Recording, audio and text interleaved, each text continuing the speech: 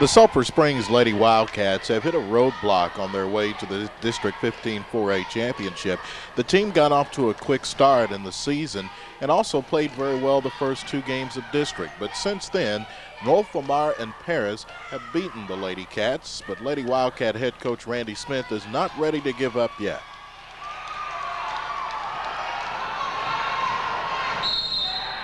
We had our chance with North Lamar. There's no doubt about that. We could have, won that game if we just would have took care of the ball just a little bit better at the end. But Paris, we never really were much of a factor after the first quarter or so. And it was the first time all year we've played a good team on a night when we didn't look good. And so we've always responded to the challenge of a good team, and then I guess we were kind of due to have a bad night against one. Well, let's talk about what this does to you, district standings and potential playoffs. It hurts a lot as far as the first half is now over and North Lamar is in the playoffs, regardless of what happens from now on. Because they won the first half. And really us and Paris, we weren't playing so much for the playoff spot. We were playing for tiebreaker advantages or whatever. And Paris, by winning the other night, really they haven't made the playoffs, but they're in good shape now.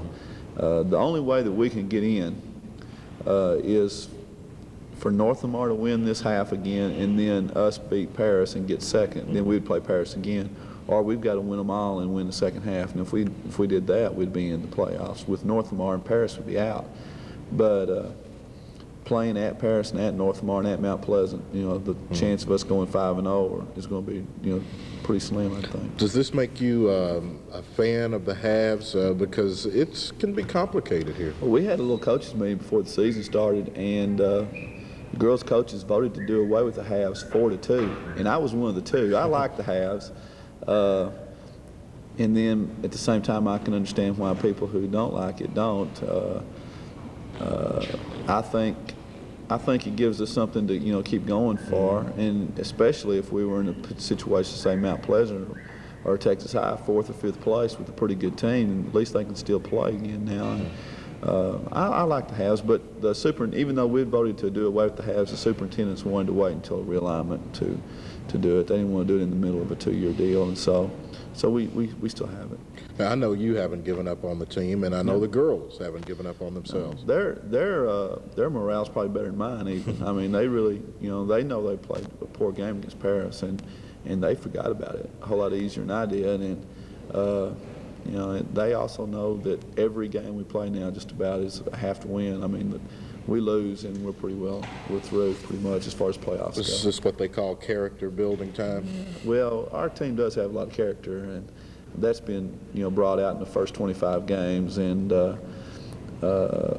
don't know if we can build a whole lot more character this late in the season, but every time we go out on the court, we're still in it until somebody beats us, and if we can win these two this week, then we go to North Lamar next week and see what happens, and who knows. So we're in it until somebody shows us we can't beat it anymore. I guess the challenge is something that some teams look forward to. Yeah, and we do look forward to it, and but we also know we've had a good year regardless of what happens from now on. And making the playoffs was one of our goals at the beginning of the season. We're still trying to do that, but winning 20 games was one of our goals also, and we need 2 more to do that. And if we can beat Texas High tonight, all we'd have to do would be beat LA to do that. And, so we know that we've done some good things this year.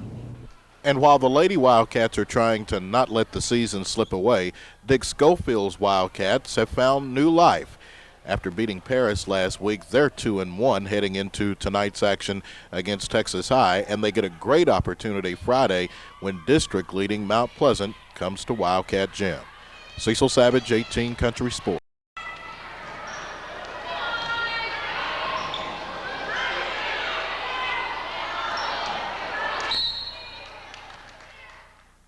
Shockwaves are still being felt in the Sulphur Springs drug community after Friday night's drug sweep that netted at least 27 arrests. 33 sealed indictments were returned.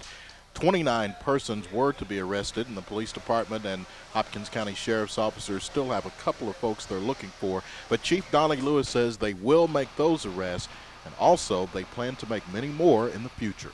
As I said on Friday night, we had several individuals on Friday night that decided that they were moving locations to Dallas, Texas, which would be fine with me if they would stay in Dallas, Texas and never come back to Sulphur Springs and Hopkins County. I would be all for that. But as luck would have it, that's not going to happen. Eventually we'll pick these people up. They know it and we know it. So we're continuing arrest in that. I'm not putting down exactly where we're working on several others. So hopefully, you know, we'll have some of it. We were, like I was saying, we were going after the substance of crack cocaine. That's what we wanted to target in this particular area because of crack cocaine just coming out, being new, being as lethal as it is. We wanted to go after the crack cocaine, and I think the district attorney kind of explained some on that. You think the drug dealers and to some extent the users are a little scared now, a little more scared than they were? From what I've been hearing, they are. There's lots of speculation on who's going to be picked up next. I realize there's a bonding process, and we had to preset bonds that after this came through the grand jury. But also, Cecil, there's that day in court. Messing with this crack cocaine, your amphetamines, any of that, you're looking at a felony, and that's a penitentiary offense. And so if you want to pay that type of price to go out and say, oh, you know, most of these people the other night, well, you know, when did I do this? Well, what happened? You know, they've been messing with crack cocaine. And that's a price you pay when we come knocking on your door and saying, you know, here you are, you've committed a felony, we're filing it with the DA's office and the court system's fixed to pick you up. So if they want to continue the crack cocaine business, they can spend the rest of their life in the penitentiary, which is fine with me. You are going to continue not just this one sweep, but formulate plans for others. Yes, yes. Now, at the present time, I think the DA had said, you know, well, we had an individual working this area. We're out of this area at the present time. However, you know, sometimes we'll be back in. I mean, the time will come that we work on this sort of thing constantly, and so if they want to take that risk, they won't know when we'll be there. It's kind of on the same question I asked you a little bit ago about them being scared. Does this make it any easier for the officers out there, or is this still going to be a, quote, drug war that's going on? I think we're going to always have somewhat of a drug war. We are in a lot better shape than the major cities, as you know. We can handle it better around here, but there's always, as long as there's a dollar to be made in it. The only problem is, you know, I was talking to several the other night, I've never seen one of them yet, Cecil, that had anything after selling this crack cocaine or selling narcotics. What do they have? What do they fall back on, you know? You don't see any finances in it with them. So all they're doing is risking, you know, breaking up families. I saw some mom and dads over there the other night that I really felt sorry for, that their sons were in this situation, our daughters. And it's just something that, you know, we have to deal with, and we constantly fight every day, and we'll continue to fight it. As a matter of fact, last Friday's drug sweep predominantly affected low-income drug dealers. However, District Attorney Frank Long told 18 Country News Friday night that the next drug sweep may go for a higher income bracket. Cecil Savage, 18 Country News. In the Union address last night, President Bush described ways in which he hopes to revitalize the American economy. That economy has put a strain on American citizens as far as things like paying bills are concerned. And another problem, taxes. And in Hopkins County, tax assessor collector Joe Ruth Hodge says that delinquent taxes are a problem, and they don't have very much time to take care of that problem. We are short on collections for 1991 taxes. At this time, as January 24th, we only had 70% of our taxes in. At this time in usual years, we have from at least 80 to 85%. Now we only have the rest of this week to pay taxes without penalty. February the 1st, we start a 7% penalty. It increases 2% each month up until July. Now people that has to pay in July faces an additional 15% penalty, which is making them pay penalty and interest and attorney fees of 35%. So you can see the best thing to do is to pay in January if possible. How do people go about paying? Do they come in here to pay, or can they send it in? They can send it through the mail. Now, as of January the 31st, if we receive anything postmarked January 1st, we give them a 3 days grace period over into February, so they'll be paying in January. But this only through the mail. Over the counter has to be 7% February the 1st. Do you have some high dollar people, or is this most of the people that just owe a little bit? Most of our large companies have not come in. Yet I'll say most of them I know of 4 or 5. That with the CED litigation in Austin, we think maybe that has helped up some of the tax payments.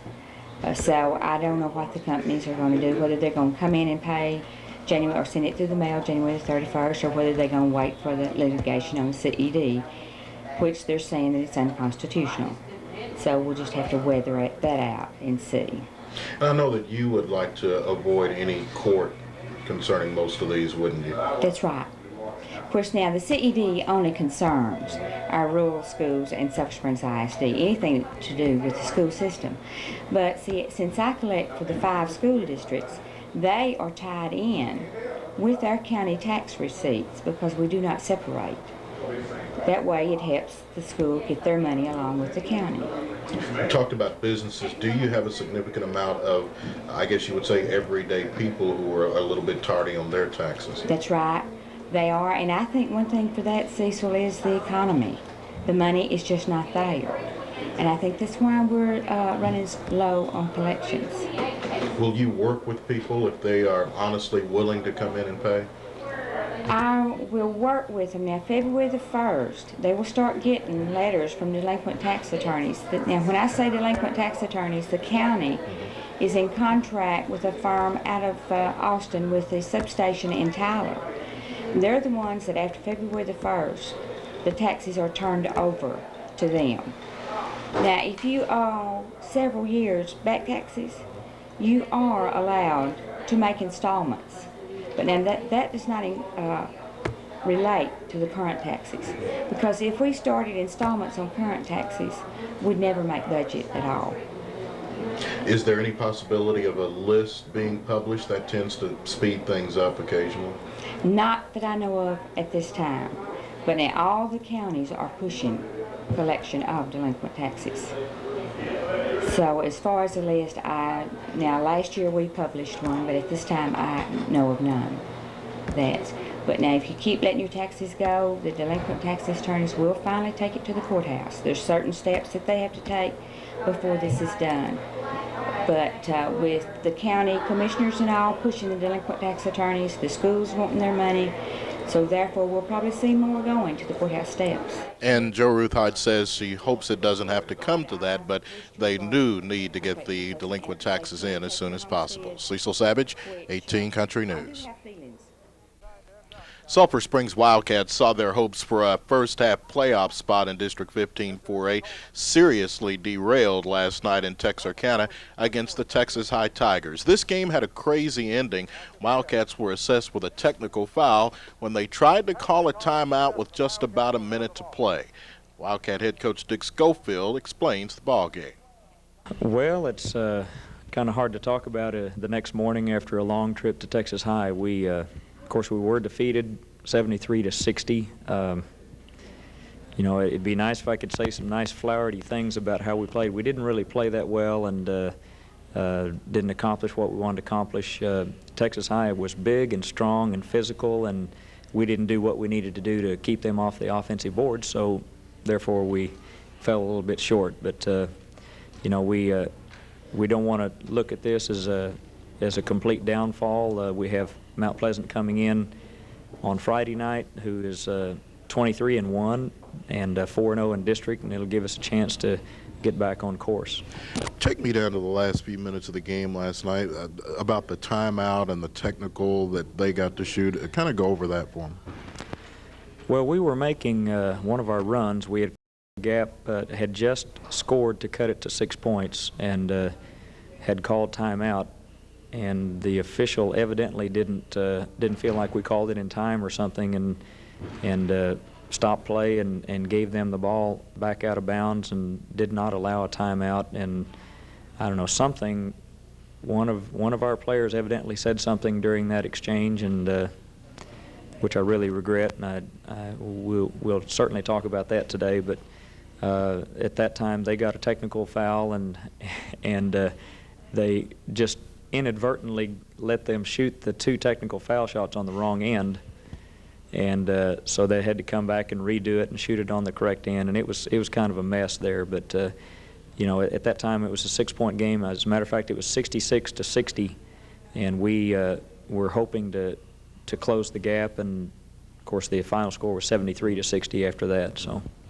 who gave you some good efforts? Well, of course they all gave good effort. We just didn't execute as well as what we wanted to. But as far as individual performances, I'd have to single out maybe Sheldon Beard. He's a ball handler and a point guard and a defensive player, and came through with 14 points, and I don't think he missed a shot from the field, and he was 3 out of 4 from the free throw line. So I think probably if I were to single out an individual, it would be Sheldon. Now, the first half is really over, obviously, for the Wildcats, but don't you want to play well against Mount Pleasant with some momentum going into the second half? Well, it's not over. It's over as far as the first half champion. I think we do not have a chance to be the champion of the first half, but if we are able to beat Mount Pleasant, and if Paris sneaks up on North Lamar, then there would be 3 of us tied at second with 3-2 records. So, you know, there's always a chance that we might get a chance at a playoff late in the year because we tied for second the first half. But realistically, like you say, a lot of things have to fall into place, and a lot of things have to happen, and I'm not sure that they will. If we just take care of business and do what we need to Friday, then that'll be good enough for me. Meanwhile, back in Sulphur Springs, the news considerably better for the Sulphur Springs Lady Wildcats, who snapped their 2-game losing streak by beating Texas High. We had a good game last night. We shot the ball real well and beat Texas High 54-36. It's a little bit of a surprise to me because we had a real tough time with them in Texarkana, but we were 10 or 12 ahead by the end of the first quarter and just kind of coasted from then on. We talked yesterday about the emotional attitude of the girls. Tell me what it was like with them before the game last night. It was really just, you know, just like any other game. They weren't uptight or nervous or anything. They just went out there ready to play, and everybody knew that they'd get a chance to play with Kay still being out, Sheila's knee really bothering her a lot, and so, you know, everybody was really, you know, pretty pumped up, and they played a whole lot better than they have in the last week or so. Now, we have noticed that Sheila Sims is limping pretty bad. Do you think she's going to be able to finish out the year? I don't really know. She's starting to get a little frustrated about it now, I think, and you know, last night before the game started, she said, "I just don't feel very good," and I said, "Well, see what you do. I'll be watching real close. If you're not getting up and down the floor, I'll get you out." And I took her out after about 2 minutes, I guess, and then in the second quarter she tried one more time for a couple minutes. It just, you know, it just wasn't there. You know, I know it's starting to kind of weigh on her mind because of her track possibilities. That, you know, she's got to be careful and take care of herself because that's her future, and we'll just have to kind of take it easy. I feel pretty sure she won't play Friday, though. Has it been officially diagnosed as anything? Not that I know of. She's, you know, she just kind of keeps waiting until the season's over with to go to the doctor, and I think Melissa Lassiter is going to try to encourage her today to go ahead and get checked and see what's going on with it, and make sure that it's not anything that, you know, that we're causing further damage by. I think more than anything else, just the wear and tear. You know, she heard it 2 years ago, and it's just coming back and bothering her. You know, and it's a long season, a lot of trips up and down the floor, and you know, it's just kind of wearing down on her. People don't realize the pounding a player can take, especially one of her position. Yeah, especially somebody who plays like she does. I mean, it's, you know, it's from the time the game starts to the time the game's over with. It's somebody's pushing on you, or you're pushing on them, and you know, up and down and jumping, and it's it's tough on her, I know, and there's no doubt in my mind though that she's given more than 100% effort on doing the best she can do on that thing, and she's reluctant to talk to me about it. She doesn't want to take the easy way out or whatever. And there's 2 or 3 times when she probably should have said, "Look, I'm hurt, take me out," and she didn't, and I didn't notice. And so it'd be nice to go back and do it all over again and maybe try to take a little bit more care of her, but that's history. You got Mount Pleasant Friday. That's a team that you beat easily the first time. Yeah, they were having some internal problems that first time over here. I just know, I've talked to their coach. Going to Mount Pleasant, it's not going to be that easy. And the Wildcats soccer team defeated Texas High 5-3 last night at Gerald Prim Stadium. It was the first district game of the season. The Wildcats are also undefeated overall this year. We totally dominated that game last night. We had 45 shots, 25 shots on goal, 11 corner kicks. The kids played really hard. We just had a couple of letdowns, and we've got a couple of days to get those ironed out before we go play Longview, and I feel real confident going into Friday night that we'll come up with our second district win. Now, 45 shots on goal for the soccer layman. 45 shots, not all of them on goal, Right. but 45 shots and 5 goals. That's a lot, isn't it? That's quite a few. That is total domination. We played the entire game on their end of the field, and I just got to really credit our team for really getting after them. We went in at halftime. It was 2-2. We kind of let down just a little bit right before halftime. They scored twice off corner kicks, and we went down there and we really had a gut check. They had the momentum. They were playing with us. We dominated them, but the score was still 2-2. And we could. I didn't know how the team was going to respond, and they went in there and they got their stuff together, and we came out in the second half and we played Wildcat soccer like we're capable of doing it. So I would think you'd have to be a little bit impressed with the gut check by the team. Very impressed. We've got a good, strong team. They're mature. They know how to play the game. It's every once in a while, somebody's got to light that fire, and I guarantee you, last night that halftime speech lit that fire. Now, tell me who played well for you. Well, always our defense plays well. We've got Cedric Berry, who's just a fantastic sweeper. Coco, Cameron Lewis, Kenny Baskin, they do a great job back there at fullbacks. Justin Pugh always does a great job in the goal. He's probably the best goalie in the district, in my opinion. There's probably other coaches feel that way about theirs, but I think he's a fantastic goalkeeper. Chris McClary does a great job in the midfield. Chad Moore and Mark Spear, they're really good forwards. And everybody played a pretty good game. It's just the thing that I was disappointed in was the 3 little breakdowns on those corner kicks. But those are going to get ironed out. You got Longview Friday night. That's supposed to be one of the really good teams. They're I don't know what they're ranked as of right now, but in the preseason poll, they were in the top 10 in this whole area. They've got a rich tradition down there. They've got their own soccer stadium. We play at our football stadium. They have a soccer stadium. Well, they were one of the first high schools to start soccer, weren't they? Right. Their coach is an ex-professional. They've got kids that play year-round with professional instruction. But, we've got kids that play year-round also. We've got kids that are in an all-season program, and, we're not scared of Longview. I'm not going to say that we're going to go down there and kick their tail, but I guarantee you we're going to go down there and we're going to come after them. Cecil Savage, 18 Country News.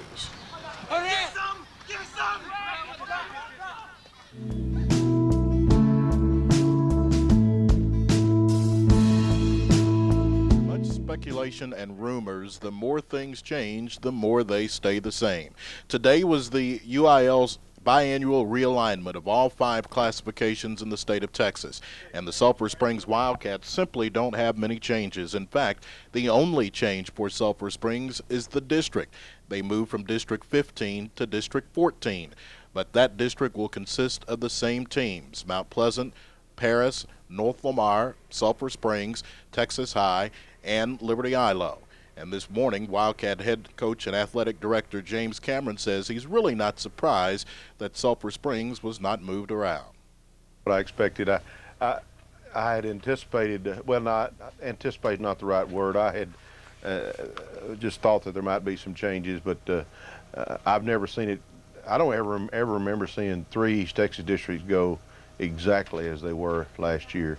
That's 18 schools that did not change 1 iota, and that's very unusual. Oh, wow.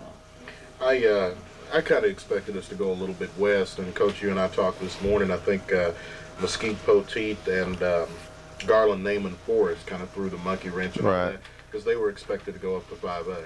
Well, I talked with Jerry Crumpton this morning at Terrell, who has been in the district with Poteet, and I believe that they're going to be in there with them again next year. Isn't that correct? Terrell is in with Poteet. Anyway, Poteet turned in 1505, and their breaking point was 1509. So they're four students under 5A. That's how they stayed, and that's why they stayed in 4A. So very close. Now I don't know about Naaman Forest out of Garland, what the numbers were, but I imagine they were something fairly similar to that. Coach, I want to call it the point spread. Is the pupil spread any significantly different this year? Well, not much. Not much. It went from let's see, Cecil, you have it there. I've got it. Okay. I've got what it is somewhere, but I don't have what it was. I've got what it was. Here it is. In 1990-91 and 1991-92, which is the one we're in right now, the 5A was 1460 and up, and this coming year, the 92 through 94 season, is 1510 and up. So it went up 50 students, and then they raised the bottom number. Last year it was 690, and they raised it to 715. So the bottom number went up 25, and the top number went up 50. And I think I read somewhere, Cecil, there's 172 schools that are going to be playing in Right, 172 in 4A. In 4A, so that's a little bit larger number. Many thought that Sulphur Springs would be shifted west to include a district such as 9-4A, which now consists of Coppell, Dallas Highland Park, Denison, Garland, Naaman Forest, Greenville, and McKinney. Highland Park, the last couple of 3 years, has been cycling down. They have not been as good as they've been in the past. Coppell was a 3A school that just moved up, and they're not really at the competitive stage yet. Garland, Naaman Forest is growing, but they have not been competing yet. Greenville is really not that competitive yet. McKinney, Ron Poe told me, it's going to be the worst team that he's had in years. So, and then you've got Denison, who will be good. So I really don't see it quite as good as it was in the past, Cecil. You may prove me wrong on that, but I don't see it that going to be quite as good as they were. In creating District 10-4A, the UIL did move some teams around. Wilmer Hutchins, Lancaster, Mesquite Poteet, who was expected to go up to 5A but remains in 4A, West Mesquite, Rockwall, and Terrell, who could play Sulphur Springs next year, will all be in District 10-4A. Got a couple good ones. Robert Woods called me this morning, the head coach at Wilmer Hutchins, and in fact looking for some games and stuff, and we had a long talk. And of course he's as you know, a great friend of mine, played for me, but I think they're going to be the one to beat. And he and I talked about that district, about who would be the one to beat. I think Poteet is the school of the future there in that area because of their large numbers. As I said a while ago, they turned in 1505. The breaking point was 1509 as far as number of students. So Poteet is going to be one that's going to be good. Lancaster was pretty good last year. Rockwall, because of their recent tradition, is going to be good, I think. And then Terrell's on the upswing, so I think that district might be pretty good. In the past, if Sulphur Springs were to win a district championship or make the playoffs in any sport, they would play representatives from District 15, which includes Carthage, Hallsville, Henderson, Kilgore, Lindale, Longview, Pine Tree. But instead, Sulphur Springs will now play District 13. Teams in that district are Cedar Hill, Ennis, Everman, Midlothian, Red Oak, and Waxahachie. All of this means that it's very difficult for coaches to plan schedules for next football season, but Coach Cameron has already begun that process. I'm still trying to get hold of Greenville. We want to continue that rivalry with Greenville just simply because it's 30 miles down the road, and I hope that we can, but they got put in that tough district we talked about earlier, and that district's going to be a little hard on them, and I don't think they're too fired up about playing us that ball. And they want to play the third game, but I don't know what's going to happen on that. But we just have to wait and see. But I do have the other 4 dates firmed up. Now I don't have the sites firmed up, but we're going to play Lindale first, Robert E. Lee of Tyler second, and then hopefully Greenville third, but I don't know yet. And then Terrell fourth and White House fifth. So it should be a good, tough schedule. Where would you prefer to play those people? Well, Probably Lindale. You know, we've been going home and home, so it's our year to go back down there. I'd like to put Robert E. Lee in here first, that first year, and then Greenville. It doesn't make a lot of difference, but it's their year to come here. But either way, of course, it's close enough that it doesn't make a lot of difference. And then the fourth game, Terrell. I'd like to bring Terrell here that first time, and then White House. It's our year to go to White House. That's so 4 straight home games. I can live with that. Well, no. But you got to remember that you don't know yet whether you're going to have 2 or 3 on the road in district. Now, really, what I want to do, Cecil, is 2 and 2. I want to have, and that Green will be the flip. I'd like to bring Tyler Lee and Terrell here, and go to Lindale and go to White House, and let Greenville be Whichever way they decide. the swing. And but you know, I don't know yet. Of course, I may not be able to keep Greenville on the schedule. I'll know later this afternoon, probably, but we'll see. As far as the smaller classifications and area schools are concerned, the UIL made it seem like old times when they created District 10 3A. Commerce, Rains, Mineola, Mount Vernon, Quinlan, Ford, and Winsboro. Commerce, Rains, Mineola, Mount Vernon, and Winsboro used to play each other quite a bit in the 70s. Quinlan Ford has dropped down from Class 4A into the 3A ranks. District 19 2A, one familiar face is gone. The district is now Alba Golden, Como-Picton, Edgewood, Lone Oak, Quitman, and Scurry-Rosser. Noticeably missing is Grand Saline, who's terrorized that district for the past 2 or 3 years, but they have now moved up to Class 3A. Also in District 17 2A, it's Rivercrest, Cooper, Honey Grove, Paris Chisholm, Prairie Land down from 3A, and Wolf City. But once again, for the Sulphur Springs Wildcats, District 14 4A, the teams remain the same: Sulphur Springs, Mount Pleasant, Texas High, Paris, Liberty Ilo, and North Lamar. Coach Cameron thinks it's at least good to be in the district with people you're familiar with. As far as the overall athletic program, just talk about the overall thing. I think that right now, I think you know, Texas High last year really came in and did well in many of the sports. They did. I think they won basketball, they won track, they won tennis. Second in baseball, and were third in football. So just simply because of numbers, they're going to always have a good program all the way around. I think they're going to win. Probably be very difficult to beat in track from now on. Their tennis was a 5A power, and so it's going to continue to be in a 4A, continue to be a power. But I think our athletic program is going to be very competitive with all these people. Mount Pleasant, of course, was down in football, but they're doing real well in basketball and are always good in baseball and track and those things. Paris of course, has always had an outstanding athletic program and will continue to have one. As long as Mike Long is heading that program up there at Paris, I think that they'll always have a very competitive program. Interestingly, the 2 schools that were weak last year in football are basketball powerhouses. And that's something. That is interesting. North Lamar and Mount Pleasant you're talking about there, both are having outstanding years. And as far as football is concerned in regard to that district, I think you've got to take Paris and Texas High and say they're the best 2. They were both so young last year. Yes, and they were. You know, we had a tough time beating both of them, and you know, we certainly lost heavier than they did. They both got a lot of people back, so they'll be the odds-on favorite to come out of this district next year. I don't think there's any doubt about that. I talked with Paris coach the other day, Dennis McAdams, and you know, he admits that you know, they really can have an outstanding football team, and Royce Thornton at Texas High thinks that this could be their best team ever. So but your cupboard won't be bare with an undefeated JV. No, we'll have a good program. I think we'll be competitive with them. And then, you know, of course, Mount Pleasant really went to an all-time low this year, but I don't look for that to continue.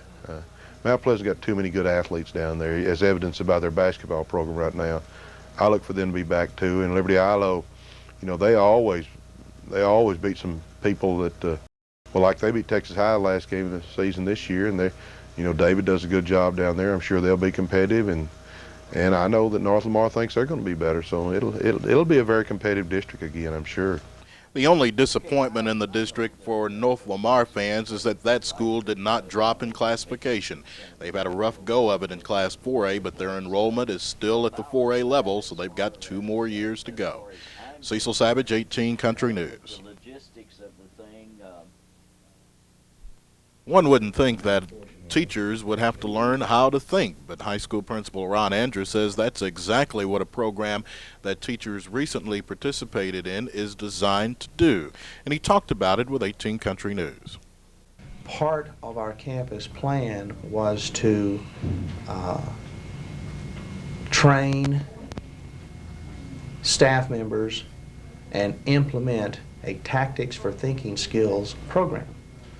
And so we decided that there should be at least 4 of our faculty receive training. Now, we're talking about Robert J. Marzano and Daisy Arredondo and Art Costa, this kind of caliber of training. Well, to do that costs bucks. The ASCD program coming up in New Orleans the 1st of April, just for that one 3-day workshop is $300. Now that's just the workshop. It's an additional $35 for materials, and then you have to get there, you have food and lodging and so forth. Well, to make a long story short, it was going to be a lot of money. But Mr. Reed was aware of Dr. Frank Hogan, Victoria ISD, who has received extensive training in the area of Tactics for Thinking Skills. So I contacted him, and over a period of about a month, we formulated a plan, and it culminated with a workshop. We brought the mountain to Muhammad instead of going to the mountain, and that's what happened. You think it provoked some ideas and some thought process? No question about it. The irony is the tactics process isn't new, but as an organized strategy, you know, it's most effective as an organized strategy. A lot of our classroom teachers have been doing this for a while, utilize these things, but they may not utilize it in an organized, strategic fashion. And so the purpose of the workshop was to enlighten and assist in the organization of this effort, and then attack. You think they started yesterday morning attacking? I know they did. Taking some of that back to the classroom? 14 of our classroom teachers on this campus began it yesterday morning. 5 on the middle school campus, 2 on Houston campus, and 1 in Austin. When do you expect to see some results from it? Well, it's not a quick fix. These kinds of results are long in coming. It's an attitude as much as anything. You don't field a ball club with a winning attitude and then they go out and win immediately. You have some other tools or some other skills that have to fall in place. That's why no one thing that we're doing is going to solve our problems, but all of our efforts in combination will meet the needs. And so I'm looking for by the end of the school year, those particular classes that are touched by the teachers that attended that workshop, assuming that these teachers are faithful in what they're doing, and I know that they will begin being more able to think through solutions to problems rather than just the bottom line answer is the only thing that they're looking for. The process is what's important for our young people. We have the answers. They're in the back of the book, or they're in the manipulation of the calculator. The answers aren't the only goal. It's the process you have to go through to get those answers, and that's what the Tactics for Thinking Skills process involves, that strategy involves. How do you go about it? Cecil Savage, 18 Country News. Less than a week after a major drug sweep in Sulphur Springs, a representative of the U.S. Attorney General's office was in town to discuss with high school students about a gun-free and drug-free school. This law says that if anybody carries a weapon onto a high school, middle school, elementary school, athletic complex, or any other properties owned by the school district, that we can prosecute you under federal statutes. And we've handled some of these cases. And I want you to think, you know, you're Sulphur Springs, you're not Dallas, you're not Houston. About less than 30,000 people in the county. Don't think you're not important.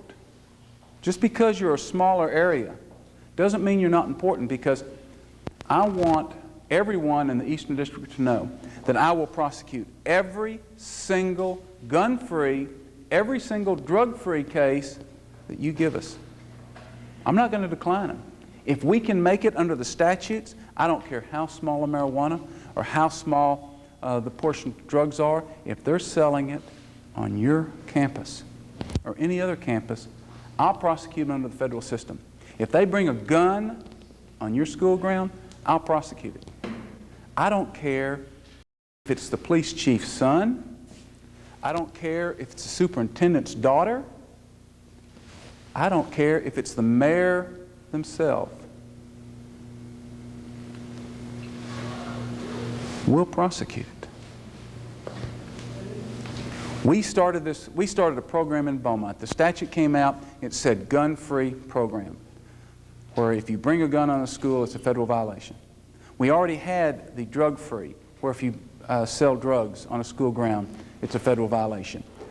The gun-free violation did not require, but recommended that we post signs. Didn't say what kind of sign. We started this program basically for Beaumont.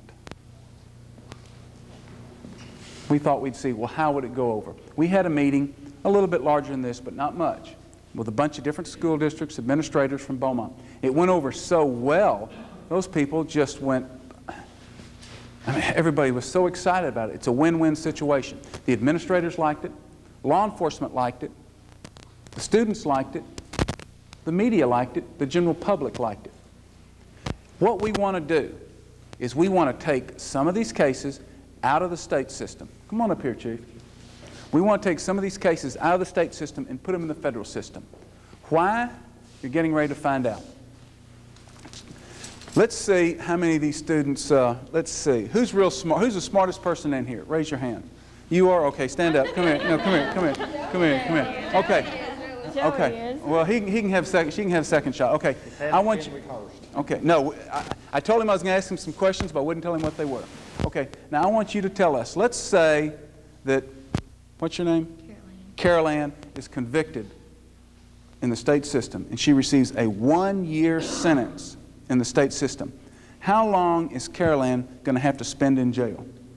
About 7 or 8 days, probably, at the most. She's closer than anybody else I've been to so far. Well, you're pretty close. It depends on whether somebody pays for it to get out, doesn't it? Pays for it to get out? You can't buy your way out, can you, in the state system? Oh, I don't know. No, okay, let's say you're convicted. You go in front of the judge, and the judge says guilty. The jury says guilty. You're sentenced to 1 year in the state penitentiary. How long is she going to have to serve of that 1 year? Now, okay, now you said you're the smartest person in the class. You tell us. I don't know anything about. Well, you're the smart. Well, that's okay. Give us a good educated guess. How long do you think in the state system you're going to have to serve on a 1-year sentence? A month. You're close. 21 days.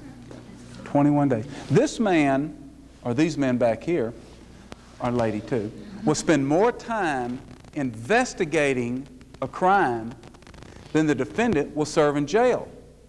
Let me ask you a tough question now. Okay, if you get a 10-year sentence, how long are you going to have to serve? A month?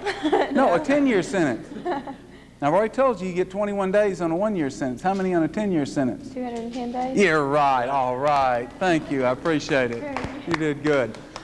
You'd be amazed how many people have a problem with that, putting that 0 behind 21. Okay, now who's that? You're the smartest? Okay, come here. We're going to ask you a question. Okay, okay. Now, I want you to tell us if you get a 1-year sentence in the states, in the federal system. Okay, we'll have the same little girl that's prosecuted in the federal system. I always pick on somebody. You get 1 year in the federal pen. How long are you going to have to serve on that 1 year? In the federal prison? In the federal prison. You wouldn't have to serve the full term, would you? I'm asking you. You're asking me, okay. How many days will they serve on a 1-year sentence in the federal system? Is that the way you get your good grades? I'm gonna beat you. How many? Guess. 5 months. 5 months. What do you think, Chief? Day for day. Day is right. That's what I said, overnight. Day for day. 365 days is how long it takes you to serve a year in the federal pen. Thank you. Thank you. See, I had that one gone. So, and you're going to see some of the fastest jury verdicts returned when it's juvenile being certified as an adult. And when I certify you as an adult, you will do everything that an adult would do. You'll go to the same penitentiaries, you'll serve the same amount of time, day for day. And we're going to let the juveniles know that we're there. You better stop laughing, because we might be right around the corner. Now, I want you to know we cannot do a large volume of them. We're going to have to pick and choose.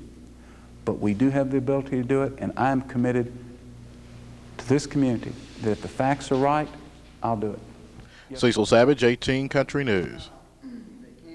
The Texas Supreme Court struck down the state's Robin Hood school finance law Thursday, ordering the legislature for the third time since 1989 to come up with another system for funding public education. Justices said the law was unconstitutional because it illegally created a state property tax and also imposed the tax in 188 newly created county education districts without a vote of the people. We asked this morning the opinion of Sulphur Springs Superintendent Paul Glover of the Justice's decision. The first thing I felt was relief. You know, at least we know the decision's been made, and whether we agree with it or not, we know what direction we can head now. And I'm pleased that at least we have a year and a half of funding that we can pretty well be assured of what we're going to receive from the state. As it's been the past 5 or 6 years, from year to year, we didn't know what we were going to get. So this pretty well locks the state in as to what they are to do for the remainder of this year and all of next year. So I feel very good about that. Now, as to what happens after that, I don't know. We're going to go through this whole process again and see if the legislature can do something that will pass muster with the Supreme Court. And whatever the legislature does, I feel assured that it too will go to court. So sooner or later, you know, we've got to have something that's going to stand the test of the courts. And maybe they'll get it done this time. So what do you do now? Well, right now we go ahead with and continue on as usual, and you know, we go ahead with the plans that we've made and the budgets that we've made, and I don't see that it's going to affect us this year or next year a great deal. The only thing that would affect us now would be a shortfall in state revenues, in which each school district will lose some monies. Which is probably going to happen, but we've also budgeted and prepared for that. So I think we'll be ready if that should happen. But we continue on now with the programs we have established and things we want to do. What about the tax situation? Does that affect the district at all? Well, you know, the CED from the beginning, the County Education District, was, as the Supreme Court has said, is just a way to skirt the issue of a state property tax, which is illegal. And so, you know, the CED really hadn't affected us or the schools in this county that much, because what we put into the CED, we were turning around and getting right back out. We're not like some of the schools in the Dallas area or in this area that they were putting in more money than they were getting back out, or they were putting in less than they were getting back out. So ours is pretty well status quo. We knew we were going to put in X number of dollars and get out the same dollars, and so are the other schools in our county. So we won't be affected a great deal by it. Do you, as an administrator, have any frustration right now? Well, I think the frustration comes from not knowing what was going to happen. You know, they delayed so long in making a decision, and I'm sure the decision was written some time ago. They were just sitting on it and holding it. That's what makes it frustrating. And another thing makes it frustrating is what's going to happen in the future. You know, is we've got a lot of things we'd like to do in this district, and we've got some directions we'd like to go in that we think are going to make a noticeable improvement. And we want to get started, and we want to go on. And we're going to. Now, if the state, you cut short our funding for some reason down the road, then we'll have to deal with that then. But we can't sit back every year and wait to see what the state or the courts are going to do. We've got to educate the students in our district the best we know how and give them every opportunity we can. And that's what we're preparing for, and we're going to do that. You can't afford, can you, to put this aside for a full 18 months? This is something that you have to think about as months go by. Right. You've got to think about it and deal with it, constantly. Now, we can't wait and see what they may or may not come up with. We've got to plan our curriculum. We've got to take care of our facilities. We've got to take care of our students, our busing, our food service, everything. We've got to have school, and we've got to have a good school system. And we're going to do that. And if the state drags their feet or has to go to court again, well, then we'll just fight that battle when it gets here. But we can't delay.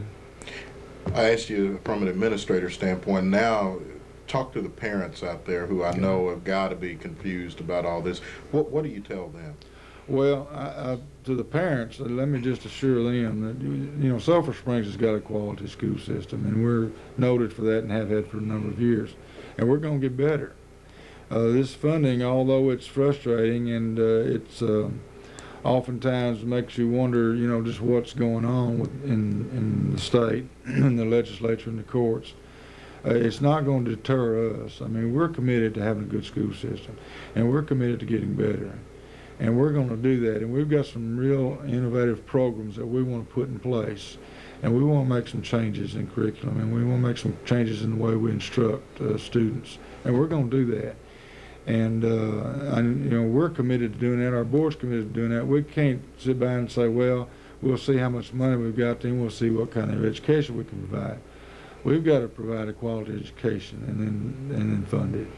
Is there any way that you can influence what might happen 18 months from now? By that I mean, will you be going to Austin? I will be. I hope, I don't know how much influence, I hope we'll have some input. I was on the State Senate Committee for restructuring the last time they met in session, and chaired a committee on school finance that really affected Northeast Texas more than anyone else. But I think we had some input there, and I think that we got some people to listen to us down there, especially in the Senate. And I hope to have some more influence, because it's going to be a real impact on us as to what they do. This is not a wealthy school district. We're one of the bottom third as far as wealth per student in the state. And what the state does financially for us really has a big impact. We're looking at 45 to 50% of our budget in state funds, so we need input, yes. The court gave lawmakers until June 1st, 1993 to come up with a new finance system. Cecil Savage, 18 Country News.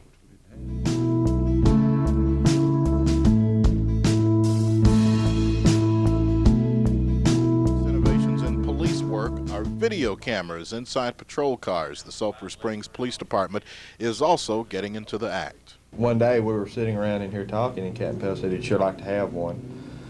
And asked me and Jay if we could look into it and come up with a report by the 1st of February. Officer Sanders and myself both went home and just went ahead and got to work on it and started contacting a few people.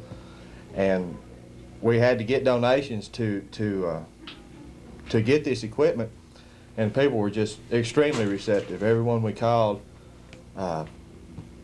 just started coming up with the money for us, and took us less than 2 weeks, I'm not sure the exact time, less than 2 weeks to come up with enough money to get these two systems plus some extra. And we've just been out knocking on doors and talking to groups, and everyone has just been extremely for the idea of having these cameras in the cars. How will they be used? They're used in all different situations. Mostly what we're looking at is the DWI enforcement. You'll actually have the videotape of the car itself. You'll be able to see the weaving or what have you, or the violations that are occurring and the reason why we stopped them. And then you'll be able to see the roadside sobriety test right there on the road.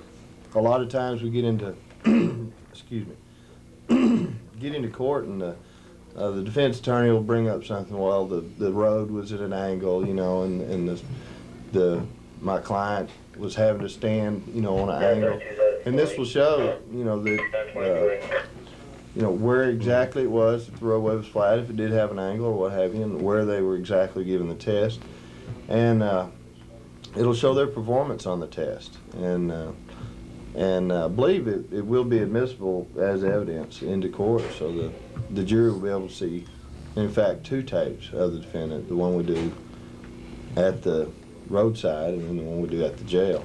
Also, we'll be using it for drug interdiction when we have a vehicle which we think might be carrying some type of narcotics or contraband. It'll show the whole search, and it will have the driver on tape, both audio and visual, giving us permission to search the vehicle if he does.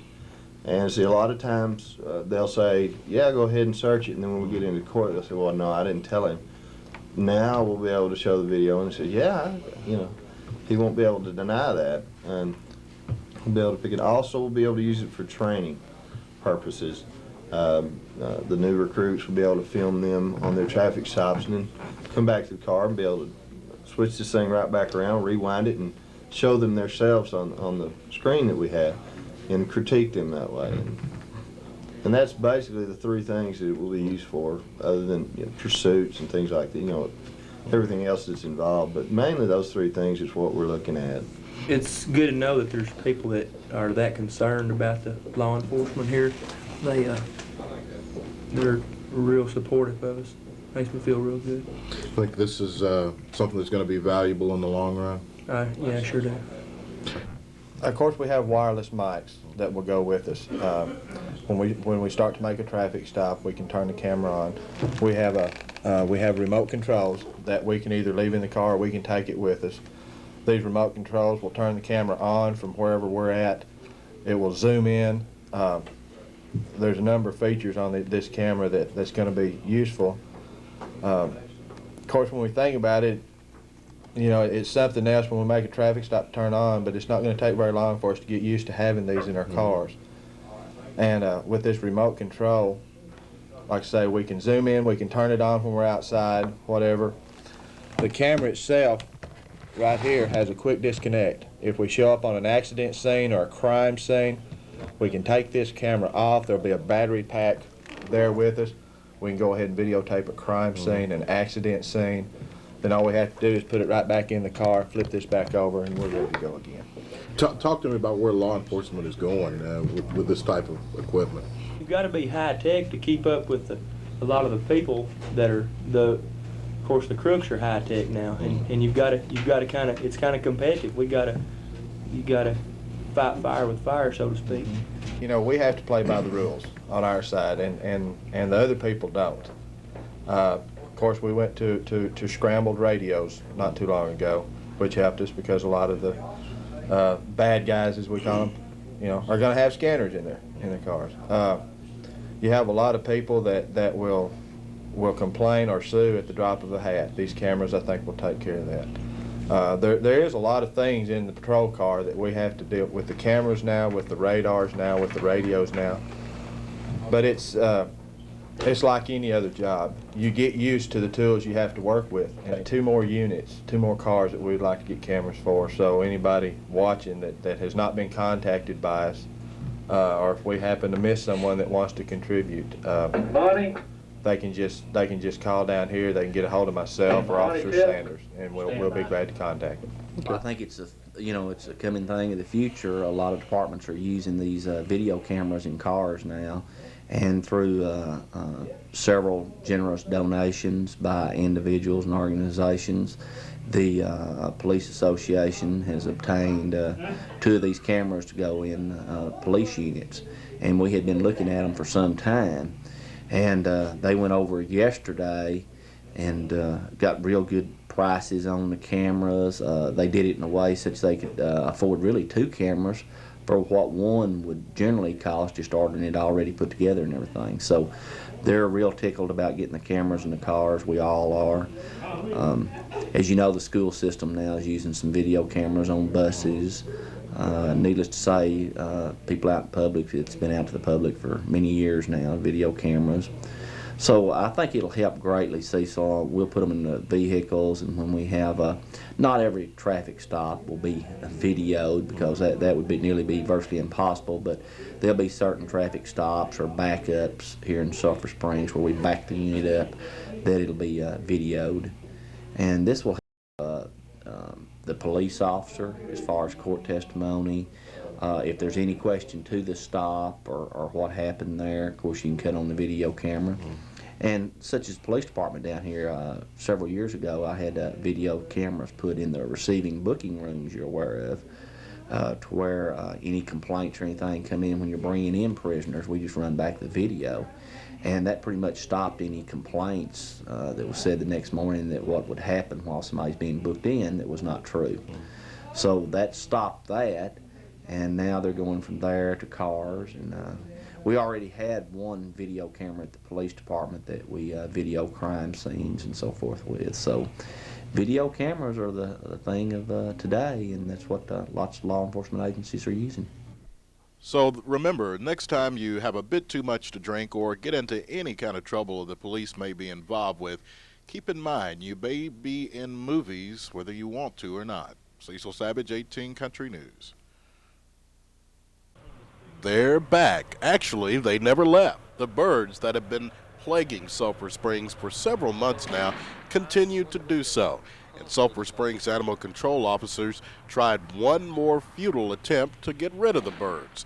As we reported a couple of weeks ago on 18 Country News, the city of Sulphur Springs decided there was nothing they could do about the problems and just hoped the birds would go away. But last night they gave it another try, and animal control officer Rex Morgan says it didn't work.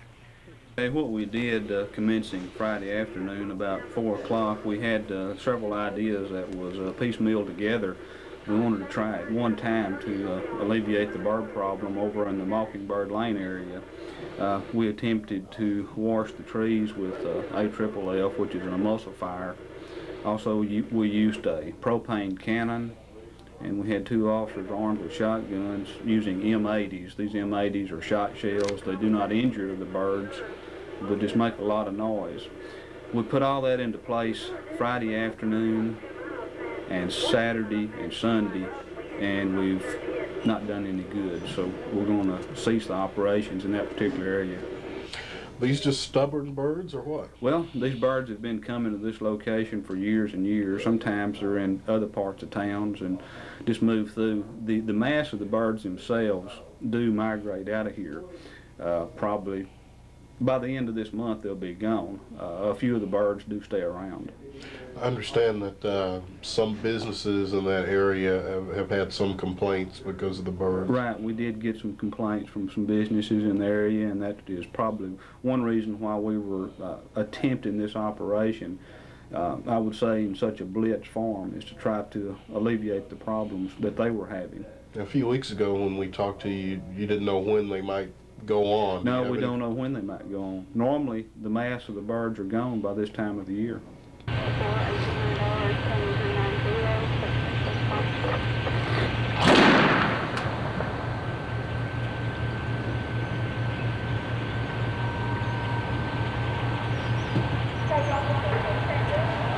Well, you can smell that ammonia, can't you? Mm-hmm.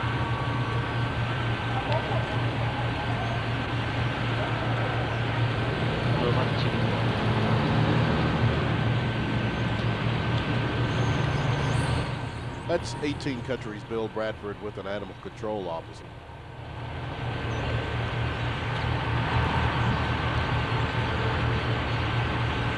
Them limbs just getting black.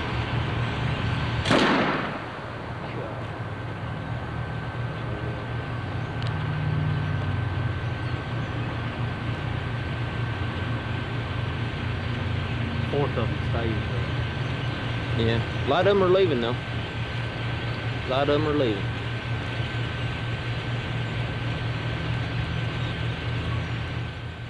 Even though some of them may have been leaving last night, one gets the feeling they'll be back, and you just have to put up with them.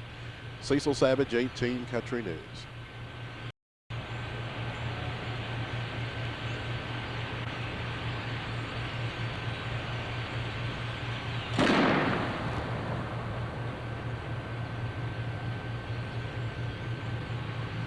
We've done a lot of good. It's just it's going to take a long time. Just take an automatic. The council meets in regular session tomorrow night at the council chambers on South Davis Street. There are about 4 important items on the agenda, one of which includes a request from the Girls Softball Association to put a fence around the existing fields and the construction of a new field. I took up these topics with City Manager Olin Petty. The Girls Softball Association has come to the staff and advised us that they are needing an additional park for our girls program. Of course, springtime coming up soon. So this simply is their request to come before City Council and request permission to have additional property immediately south of the existing girls park for additional facility. Do you have a cost on that? Well, traditionally in the past, the city has not spent that money. The association themselves build those parks. So really, we've never built one, so we haven't got the detailed cost from what one would cost. Okay. What about a food and food establishments ordinance? In the past, the city had a requirement that for you to work in any establishment that handles food, that you must have a health card. Well, because of law changes and so forth, health cards now really are totally ineffective. So we've changed this program. Actually, this action tomorrow night by the City Council is simply putting into city ordinance what we've been doing now for several months, and that is whereby Wilma Fulmer, who is our health inspector, actually has a course whereby the people who are wanting to work as food handlers must come and attend this course and receive a certificate that they in fact are aware of the basics in handling food, hygiene, health purposes, and food care. I understand that course is going on as we speak. That's correct. The council is also expected to give authorization to an engineering firm to prepare plans and specifications for the Pacific Park grant. The city will put up $109,000 to that grant. The state will match it, and it includes construction of volleyball courts, playground equipment, renovating baseball fields, and landscaping work. Okay, as you know, we've been told by the state that we have received a grant on their Pacific Park. We have still not gotten the official piece of paper that says you can go ahead and begin operations, but when by phone calls they're saying yes, go ahead and get your operation started because you've definitely been approved. So what this is to hire the engineer to draw detailed plans and specs to put the project in gear. Now you understand, it's not at this point where we're having an opportunity to go put the grant together. The grant's already been put together and the state's approved the park as was laid out 2 or 3 years ago. So it's not a case of bringing in new things, it's simply detailing out what's been approved for the park and its construction. And finally, the council will take up the important item of approving the revised job descriptions for employees of the city of Sulphur Springs. I'm sure that the folks are hearing about ADA, which is called American Disabilities Act. This is probably the most far-sweeping piece of legislation that this country has seen in many, many years, only equal to EEOC. This American Disabilities Act requires that all businesses and all cities, all employers must have detailed job descriptions which detail what the job has in it and what requirements physically are required for a person to do a job. In light of that, we have completely prepared new job descriptions for all of our employees.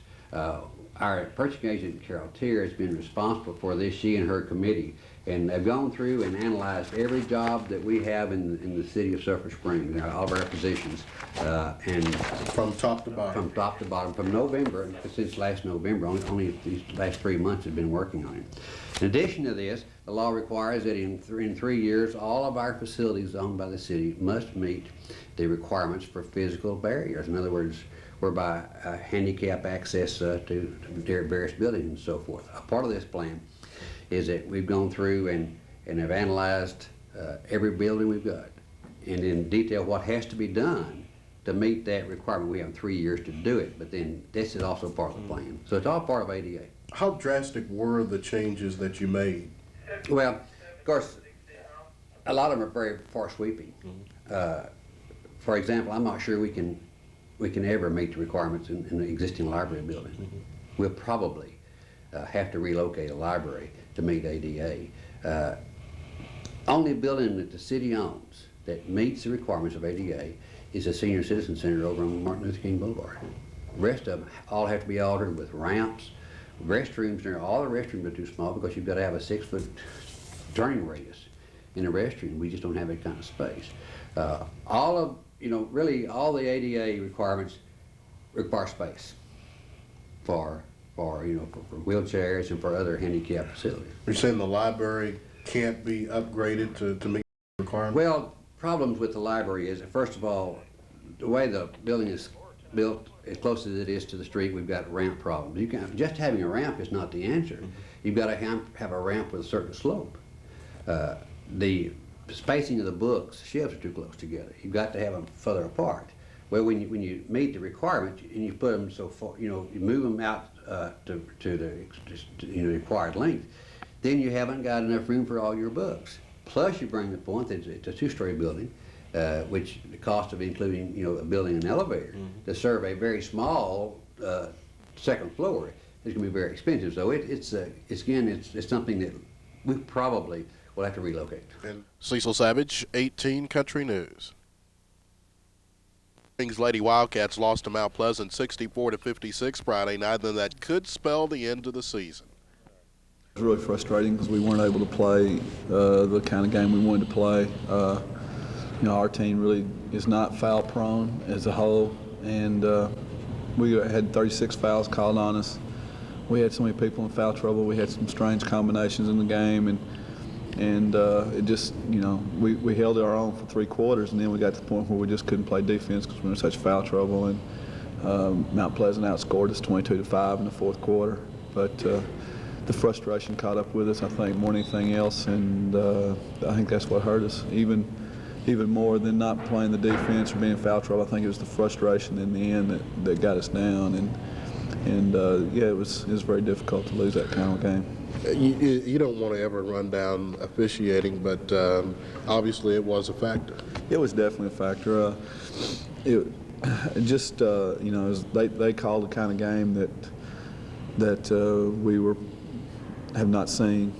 They just called every little bump and reach, whether it was there or not, sometimes seemed like. And we don't play a real aggressive game, but we do try to use our bodies a little bit every once in a while, and we try to block out, and we try to get position, and we just weren't able to do that. They weren't allowing us to do it, and it was disappointing. But still, we're ahead late in the game. If we just hold her on, we're in good shape. We just couldn't do it. Got to win the rest of them now. Got to win them all, and that's going to be very hard to do. Going to Paris twice, playing Paris and North Lamar, but we still got 19 wins. We're going to try to get 20, and if we can get hot right now and win the rest of them, maybe we still do have a shot at the playoffs. But right now we're playing more for pride and for 20 wins than we are for anything else.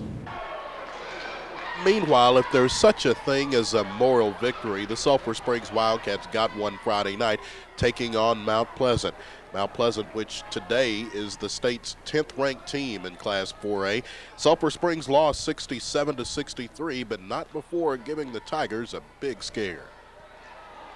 Mount Pleasant, any team that's 23-1, now 24-1, and 40 miles away, they're going to bring the whole town. And they had a lot of people there last night, and we had a lot of people, and it was I wouldn't say a packed house, but it was pretty full and loud, and it was just a great situation for high school basketball.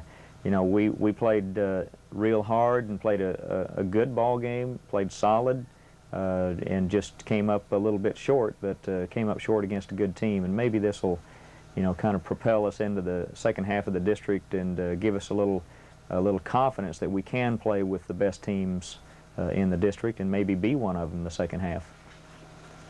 Can you sense before a ball game like that your team is getting ready to go out and just take on anything and everything? They gave you everything they had. Do you sense that? Yes and no. At times it's hard to figure out teams. Sometimes they're quiet in the dressing room, and that's kind of scary when they're quiet. You don't know if they're down or if they're really concentrating on the game. You know, you don't know till you get out there. And then sometimes they're hyper in the dressing room before the game, and then you don't know then if they're really fired up and ready to go, or they're just, you know, goofing around and don't have any intentions of playing. But I just felt like that we would play well last night. Our preparation, we spent a little extra time in preparation. We worked a little harder in practice, a little longer, and had meetings, scouting reports, and chalk talks, and we wanted to be very well prepared. And I thought the kids would go out and respond. And you know, they have. We can't say that these kids don't give the effort, because they certainly do. Even at Texas High, when we weren't really mentally into the game, the effort was still there. So I kind of expected that we would play well, and we did. And of course, like I was telling Cecil a while ago, there were some Mount Pleasant people that came up to me specifically and said, "Boy, Coach, y'all really played well, and if you could shoot, you'd be awesome. You'd be very good." And I didn't know whether to say thank you or what. You know, if you could shoot, you'd be good. And we do play. If you could walk, you'd get there quicker. Yeah. Another 3 or 4 inches of height wouldn't hurt either, would it? Yeah. But on the other hand, you're talking about the height. From our charts, we out-rebounded them by about 10 rebounds, 30-something to 20-something. And that was our downfall against Texas High, and we really concentrated on that and did a good job. So rebounding was a positive factor, and the turnovers, we didn't have that many turnovers, and everything was pretty much in line, except, boy, they shot the ball.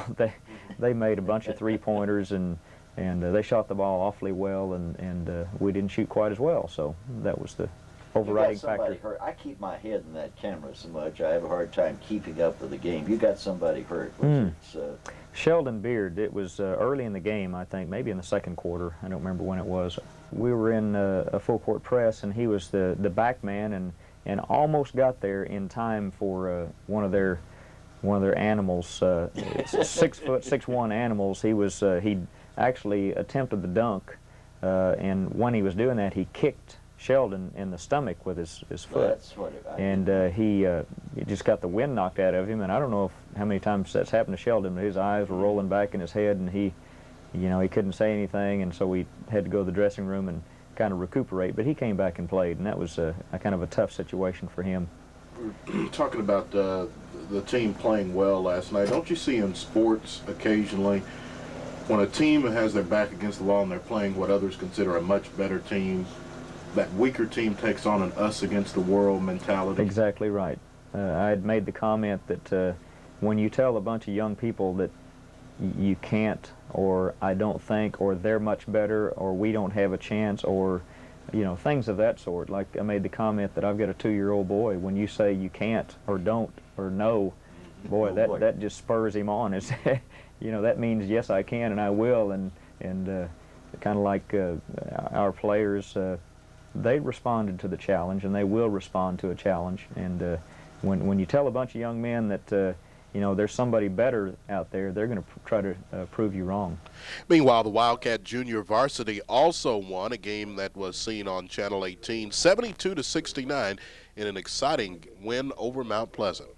It's a nice blend, and we talk a lot about Mario's athletic ability, and that little slam dunk, two-handed slam dunk on a rebound on a follow is pretty awesome for what's he, 5'10", 5'11", as a JV player, and he can really do. He's a great offensive player. And Shelby Brune is a great offensive player. He has the ability to score a lot of points in a hurry. As a matter of fact, at Texas High, he made 4 3-pointers in a row at one time, and and we talk about those kids a lot, and not to downgrade their abilities, but we kind of neglect the guys, the blue-collar workers.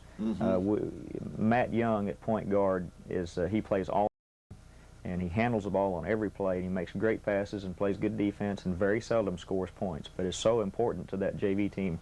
I think if you took him off that team, if he was injured or I started to say ineligible, but that guy will never be ineligible because he's a great student. that would probably hurt the team more than taking any other one individual off the team at point guard and the ball handling and what he lends to that team. You know, and you've got people, Corey Young, of course he got in foul trouble last night and didn't play much, but he's a great rebounder and has great athletic ability for a sophomore. These are sophomores, a lot of them that we're talking about. And Jared Moffitt, you know, he's the epitome of a blue-collar worker. I mean, he bangs around inside and plays sound and hard, and you know, and Andrew Passons, and you know, there are a lot of people in there that just are kind of unnoticed but have such an important job, as with any team. Now, also in soccer, the Wildcat soccer team lost their first game of the season last Friday night at Longview. We played we played Longview down there at their place, and they were just a really good team, and I give a lot of credit to Longview. They worked hard, and Friday night they were just better than we were. Tell me about the scoring. The score was 3-0. They scored all three of their goals from the midfield. They shot about 30 or 35 yards out, and those guys, they really spread the field good. They control the ball, and they've just got a great program at Longview. Do you think that your kids learned a little bit from playing that type of competition? You bet. Playing a team that good is only going to make you better. And tomorrow we got Pine Tree at home, and Pine Tree beat them 2-0. And Pine Tree is probably the class of our district, and we've learned some things, and I think it's going to help us play Pine Tree better. Who's done well for you in the early part of the season? Some names here. Okay, our defense is probably as fine a defense as in our district. We got Cedric Berry, Kenny Baskin, Cameron Lewis, and the goalkeeper Justin Pugh I think he's probably the best keeper in the district. And then we've got Chris McClary, who's all-district first team in the midfield, who's returning. He does a good job. And then our forwards are fantastic. We've got Chad Moore and Mark Severe to do a great job. Longview Pine Tree at Longview tomorrow night. When is your next home game? Okay, our next home game is tomorrow night. It's here. I had it down on the schedule wrong. We play Pine Tree here tomorrow night, and then we play Mount Pleasant there Friday. Cecil Savage, 18 Country Sports.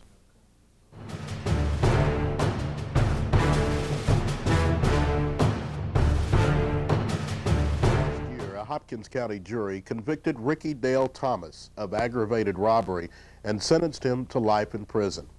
The story goes, on October 20th, 1989, two elderly Sulphur Springs women, a mother and a daughter, pulled into the daughter's garage. As they got out of the car, three men approached them. One grabbed the mother's purse. Both women ended up on the ground. The three men fled the scene when a male relative of the two women approached. The FBI was familiar with this type of crime, and they also had at least one suspect. Darrell Edward Carter of Hot Springs, Arkansas, the hometown of Ricky Dale Thomas. And on the evening of the Sulphur Springs robbery, the FBI was trailing a green Ford Bronco driven by Carter. The FBI lost track of that vehicle, but asked the Texas Department of Public Safety to keep an eye out for it. Neither the FBI or the DPS had knowledge at that time of what had happened in Sulphur Springs. DPS trooper Hank Sibley later pulled over a green Ford Bronco several miles east of Sulphur Springs for speeding. There were three men in the vehicle. The two in the front seat produced identification, calling themselves Darrell Carter and half-brother Anthony Carter. The man in the third seat had no identification, but said he was Richard Thomas. Sibley wrote a ticket and let them go. But several weeks later, as the Sulphur Springs robbery was being investigated, Sibley was looking through a photo lineup of suspects, and he identified one of the men as Ricky Dale Thomas. The problem is, Thomas says that he was in Chula Vista, California at the time of the robbery, and despite producing evidence on his behalf, he was convicted on October 25th of last year. He was sentenced to life in prison and must serve a minimum of 15 years. Is Ricky Dale Thomas guilty, or is he a victim of circumstance? District Attorney Frank Long says the jury convicted the right man. Well, tonight on the News Notebook, you'll hear from Frank Long and also an 18 Country interview with Ricky Dale Thomas. If somebody can find some evidence that's conclusive that could show us that Ricky Thomas was in California, I'd be happy to try to do everything I can to get him out of jail. But I've yet to see anything that's conclusive. And we've had a jury trial here. Jury found him guilty. That case is on appeal. and our legal processes will work through the appeal process. What about the evidence that he brought forth, or his lawyers brought forth, that he was actually working that day in California? That evidence was presented at trial, and there are, from the testimony that was presented at trial, the witness that they called from California discredited his own work records.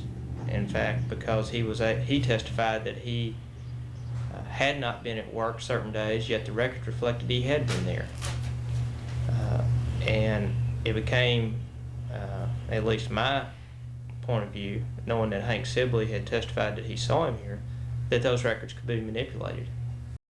Now, I've talked with the people at Fuddruckers. I talked to them back at the time of the trial, and they indicated that a code had to be typed in for the person to check into to work, or to show that they were at work. However, I think it's like a 2 or 3 digit code, and if any of y'all ever work short order cooks at a restaurant, working your way through school or something, I think you're aware that people sometimes work for each other. And it would not have been that difficult for someone to have checked in the hours for Ricky Thomas. Do you think, and I'm not trying to put words in your mouth here, do you think that people are covering for him? I can't say that they're covering for him. I'm sure that the people that are out in California firmly believe that they remember him being there. It's just amazing to me that they didn't remember it well enough at the time of trial to come and testify. And one of the men that has raised a lot of the discussion since then says that he didn't even know that he was in jail, yet Mr. Thomas testified that he visited him in the jail in California before he came back to Arkansas and then eventually to Texas. Another question that's raised in my mind is that from Mr. Thomas's testimony, he spent over $2,000 in phone calls out to California during the time that he was in jail waiting to go to trial. And I would have thought that if he can make that many phone calls and talk that much to the people in San Diego, that any evidence that would have been beneficial to him would have been presented here at this trial. And not a one of the people that say that they know for sure that he was in California was either able or willing to come to Texas, whichever it is. By able, you mean financially? That's what I understand that some of the claims are. However, the one man that did come from California to Texas was reimbursed under our laws, just like every other witness. Just like these witnesses were told they would be reimbursed if they would come. It's just that we don't advance money to people to come to testify. You have to come pursuant to subpoena, testify, submit your claim, and you get reimbursed. That's how my witnesses are reimbursed, and that's how the defense witnesses are reimbursed. Do you think that all the publicity that this is getting around the country, and apparently will get around the country, will give Sulphur Springs and Hopkins County a black eye to some degree? It's somewhat similar to the Linnell Jeter situation. I don't think it'll give it a black eye. I think if there's evidence that comes out that's conclusive, that proves that a man was wrongly convicted, then I think you'll see that Sulphur Springs and this office will do everything they can to get him out of incarceration. I don't think you'll see us stand up and say, well, we don't make mistakes. I don't think we made a mistake. I have not seen any evidence that we made a mistake. But if that can be proven to me, and I think proven to the people in this community, I think you'll see us all say, we can correct our mistakes. In a moment, our conversation with Ricky Dale Thomas. I couldn't have been in Sulphur Springs. The case of Ricky Dale Thomas is under appeal. 18 Country News set up an interview with him through Hopkins County Sheriff Bill Dirks and his attorney, Ronald Williamson of Sulphur Springs. Whether or not you believe Ricky Dale Thomas, I think you'll find that he is very confident in his belief that he is innocent. Where were you on the night of October the 20th, 1989, or that entire day? I was in Chula Vista working. How can you prove that? I had work records, and now we don't came up with some new evidence. But you know, I'm not going to say what it is, but we don't came up with some new evidence now that can place me in Chula Vista, and therefore, you know, I couldn't have been in Sulphur Springs. How long had you been in Chula Vista prior to that time? Oh, I've been in Chula Vista for almost 2 years, 2.5. You ever heard of Sulphur Springs? Never heard of Sulphur Springs until I got arrested that night in Chula Vista, and this robbery was placed on me. You ever been through Texas, this part of Texas? Well, probably on the Greyhound coming through, but that's about it. You have some connections in Arkansas. Tell me your relationship with Darrell and Anthony Carter. Well, me and Darrell Carter was like enemies, and you know, we don't get into fights. And Anthony Carter, me and him, we had a burglary in '83 that I got convicted on, and he got convicted on. And then in '87, I violated my probation and with a theft of property charge, and I was sentenced to 5 years in the Arkansas Department of Correction. And I was released. I did 16 months on that, and I was released in '88. And after that, when I got out, I moved to Memphis.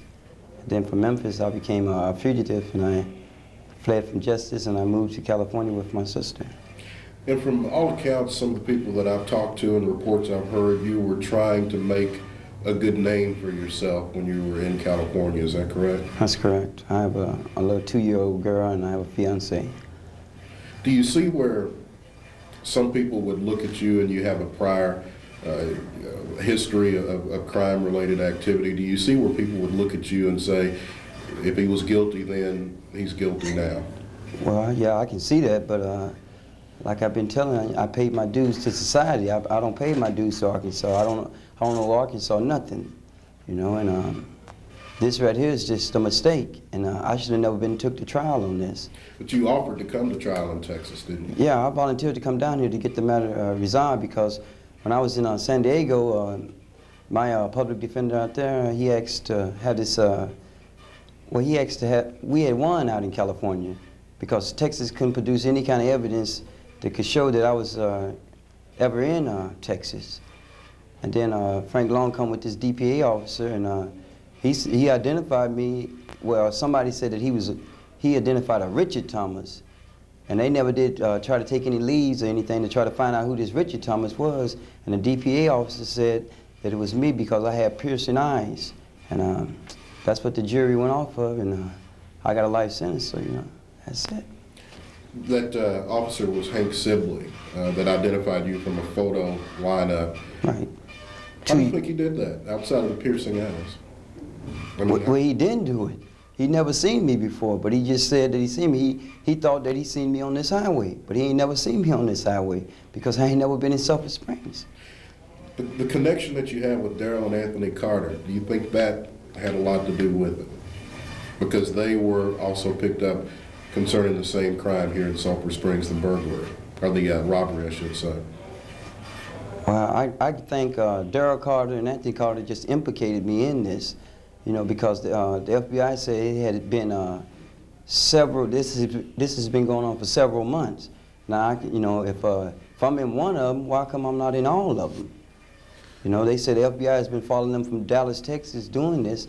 And if I'm, you know, if I'm in one, why come I'm not in all of them? You know, this is just one charge that they don't put, you know, they don't put on me and implicated me in this. And so, you know, now it's my time to prove that I had never been in this town and get my name clear where I can get back to California. How frustrating has this been for you? Well, it ain't been no picnic, you know, and I just take it as it go. You know, there ain't nothing I can do. I'm in the justice system, so I just got to go with the flow. You know, I'm not going to get out no time soon. I got to go through the paperwork, so I just got to maintain, and you know, I got to mind somebody. And that's just the bottom line, you know, because I'm not running anything. You know, they're running it and they're calling all the shots, so it's frustrating, but it's nothing I can do about it. You're beginning to get a lot of media coverage from outside of this area, national coverage. Do you think that is a positive or a negative in your case? That's positive, because a lot of people are investigating this now, and they're checking into this. And like I said, that we came up with some new evidence, you know, that Frank Long don't know about, but he will know about it, and it's just, you know, it helps, you know, because, you know, you got people who are trained to investigate, and, you know, they find all kind of flaws and all kind of errors, and they ain't found no flaw into this yet, you know. You know, Frank Long keeps saying that somebody could have punched me in. You know, somebody could have signed my check. That's not my handwriting. But see, now, you know, we got something else, and it just won't cut it. Why could only basically one of your fellow employees or friends in the California area come and testify on your behalf here in Texas? Why was that? Well, at first, you know, we asked for money to have my witnesses, you know, to come down here, and the judge denied that. So he took it upon himself to take the money out of his pocket to come down here 1,300 miles. But when he gets down here, the DA switched the indictment, you know, so he's coming down here to testify for the 29th, and then when he gets down here, he can only testify for the 29th, and then Frank Long switched it into the 20th.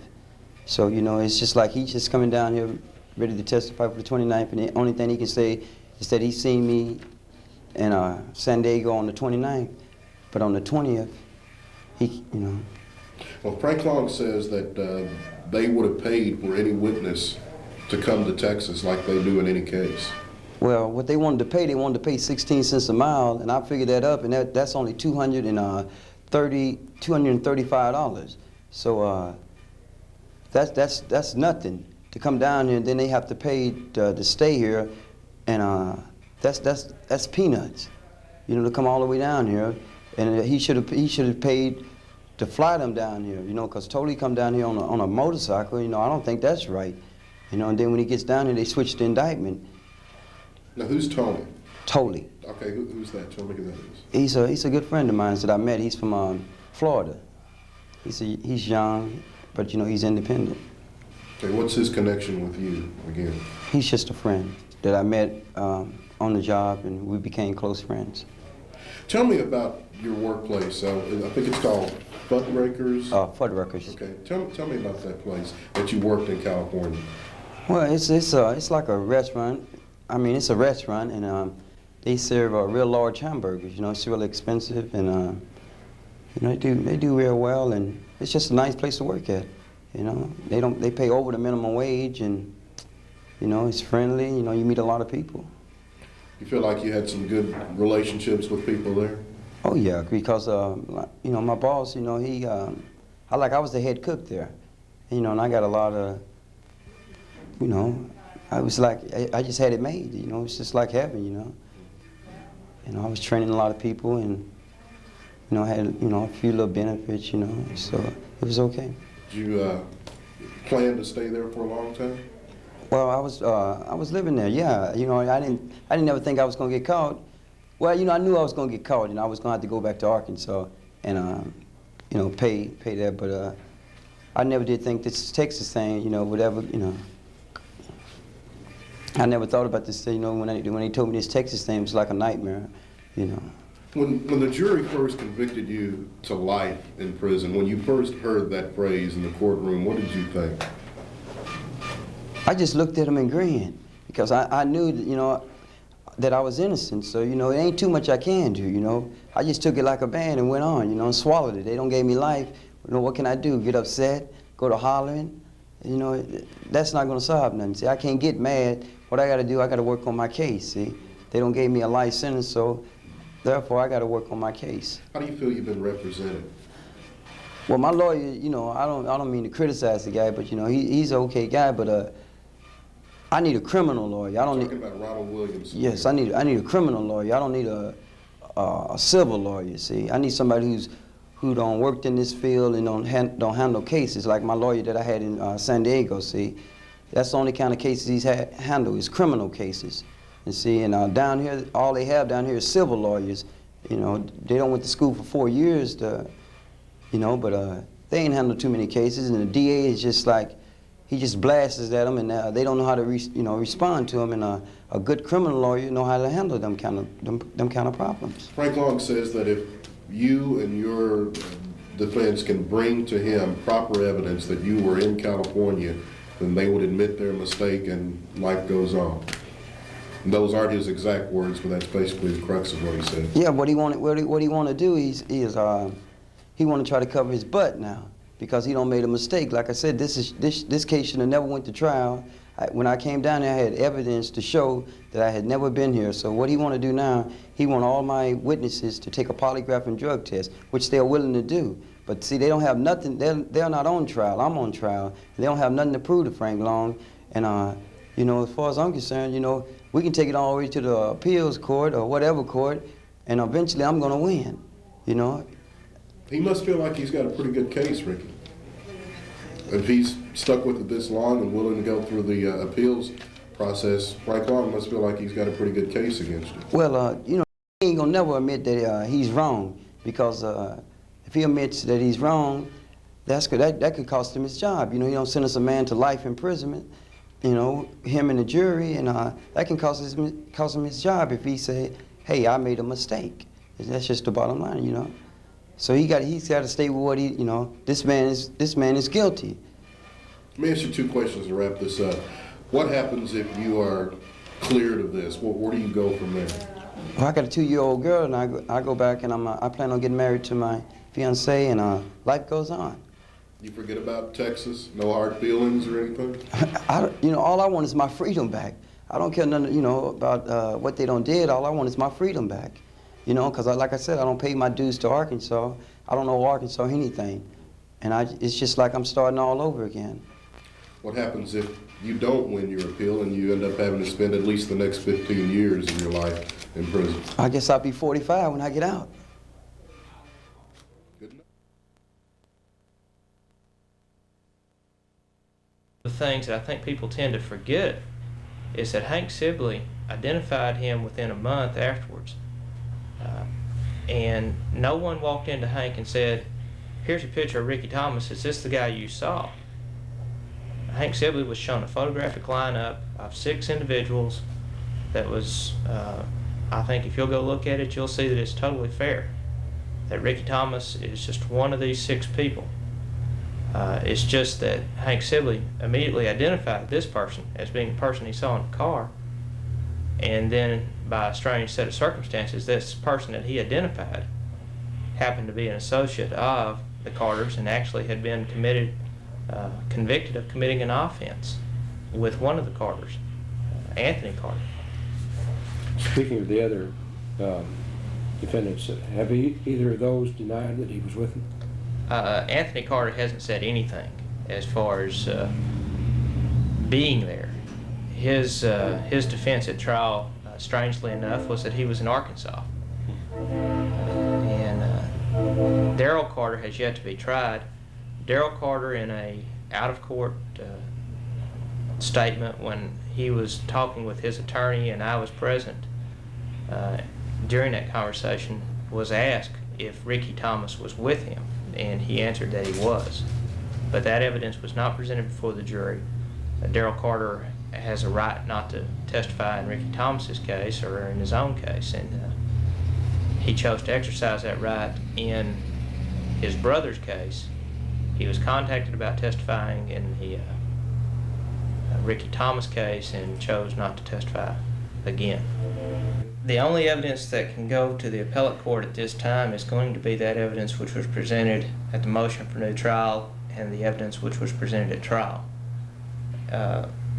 All the evidence that has been presented, I think, to you or was presented at the motion for new trial, and that is those affidavits of people who say now that they went to a rock concert that night, or and a ticket stub, I believe. Those kinds of things are being presented to the appellate court, and it'll be up to them to make their decision as to whether that was truly newly discovered evidence or if it's evidence that should cause this case to be retried. Do you have any idea when this will come up to the court?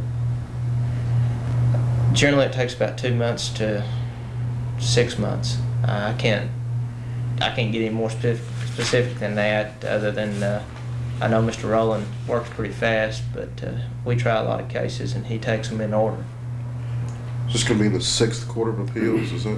This will be in the, I believe it's 6th Court of Appeals in Texarkana. For 18 Country News, I'm Cecil Savage.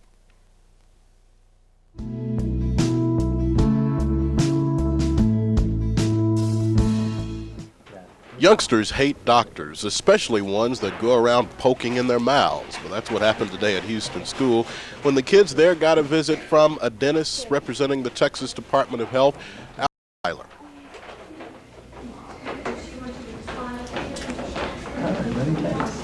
Tell me, I think you're doing this for all the schools, the youngsters primarily, correct? Right, 6 elementary schools. Okay. What have you learned?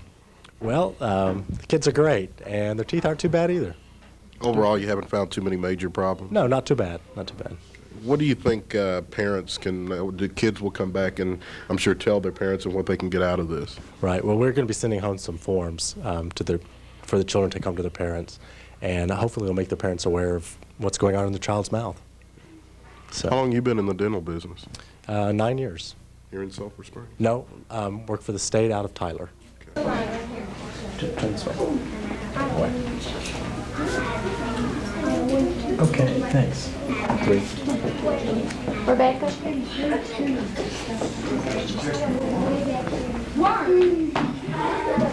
Set up folks. Okay. Open it.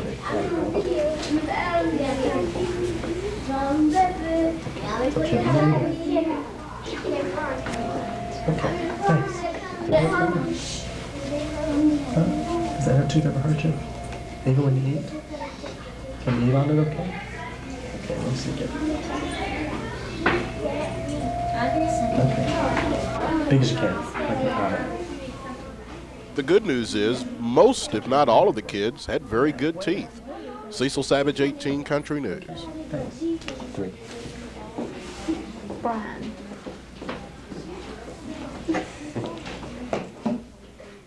I promise I won't bite you. Jack, way back. Tomorrow in Austin, Texas Land Commissioner Gary Morrow and the black employees of the General Land Office will host their annual Black Heritage Celebration. They plan to honor 8 Texans that they call Texas African American pioneers of the 90s. One of those is Sheriff Bill Dirks. I received the letter from Gary Morrow's office, and they're going to recognize a few people, and I guess I'm going to be one of them. This being Black History Month. So. Do you feel you never have made a whole lot out of being one of the few black sheriffs in Texas? I guess one of only 2. Give me your thoughts on that. Well, I've never really thought about it, Cecil, to tell you the truth, and I really haven't. I hadn't thought about that. To me it's a job, and I hadn't thought about, the position itself or me being black or anything like that. I just hadn't thought about it. But still, this is something that I would think you would accept graciously. Yeah, of course. Yeah, that's true. But as far as, I never would have asked for anything like this, because the only thing I asked to do was just to let the people let me do the job. That's all I've ever asked for. Mm-hmm. When do you plan on? You plan on going, obviously. Yeah, I'll leave tomorrow, and I'll be back tomorrow also. Mm-hmm. Mm-hmm. How do you think it reflects on the office here for you to be honored in such a way? Your other deputies and just the people that work here. I don't really, none of us has really thought much about this. And we all work together, and we work together good, and we just don't think about it, But none of us really, we haven't thought much about that. I think you're being modest. Well, I don't know. I just don't know what to say. I'll probably have I might have some more comments to make when I return, but at this point I really don't have, I just don't know. Seems like you're in some pretty good company. I know you don't know any. Oh yeah, now one of the individuals on here that I respect highly, the only individual that I know of, and that's Morris Overstreet, the appeals court judge. You met him before? I just saw him. I didn't actually meet him, but I'm looking forward to meeting him. Now the rest of the people on there, I'm not familiar with them other than the individual up at the top of there, Gary Bloodsaw. I know of him. Following the program and awards ceremony, a reception will be held for the honorees, and Governor Ann Richards may attend that. Cecil Savage, 18 News. Stop by the suspense, take us up to him from the midway, and he'll get the difference. When you do subtraction, addition is a tool that gives you. Third graders at Houston Elementary School rehearsing for their PTA program called Reading, Writing, and Rocking. We're just going to let you listen to it. And you'll be right. Numbers are a perfect game. Different combos come out the sun. 4 from 8 is 5 from 9. The answer is within the rhyme. I've got a bad attraction, bad to subtraction. Rappability. I've got a bad attraction, bad to subtraction. Rappability. Let's look at the numbers 1, 2, and 3. This group of numbers is a family. The minuend is 3, the biggest number. The subtrahend is 2, so place it under. Think 3, take away 2, and you're almost done. The answer we call the difference is 1. So 3 take away 2 is 1, but that's not the end. 1 plus 2 is 3. The minuend. We'll talk more about the family in another verse. Let's do another exercise just to rehearse. Let's look at the puzzle. 11 take away 4. You know how to find the answer. We played this game before. The minuend is 11, the largest number. Subtrahend is 4, so place it under. 11 take away 4 is 7, but that's not the end. 7 plus 4 is 11, the minuend. The numbers are a perfect game. Different combos come out the sun. 4 from 8 is 5 from 9. The answer is within the rhyme. I got a bad attraction, bad to subtraction. Rappability. I got a bad attraction, bad to subtraction. Rappability.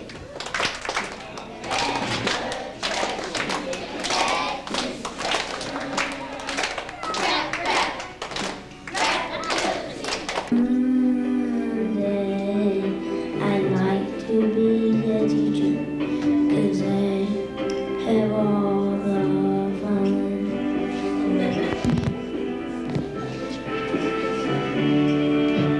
If I were a student again, how grand that would be. Each other's to the homework and call my friends. Watch TV and rap too. If I were a student again, how grand that would be.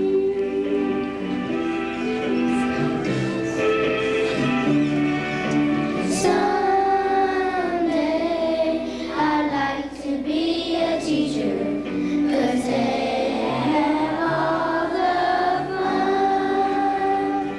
They can talk all day and give exams.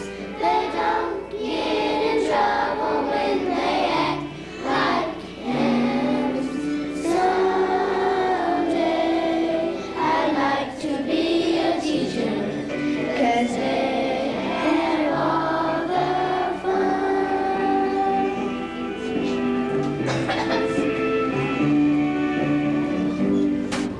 Meanwhile, last night at Travis Elementary School, they also put on a PTA program, and as you can see, this one has something of a patriotic theme.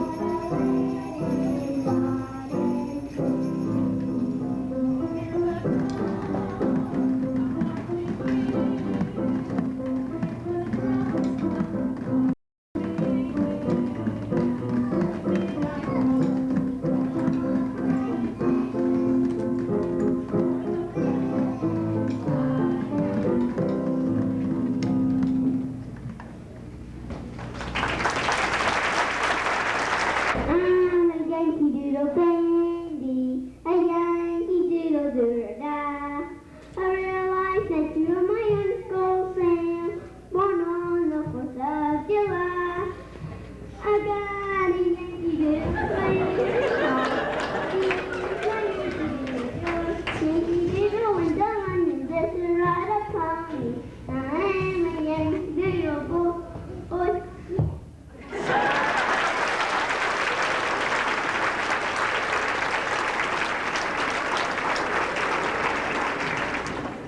Look and listen now.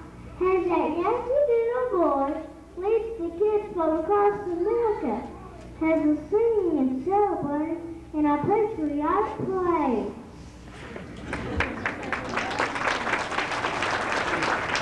Well, then away we all want to see that picture on. Do your best for America. But the future holds the picture you and me. What we do today will shape our destiny.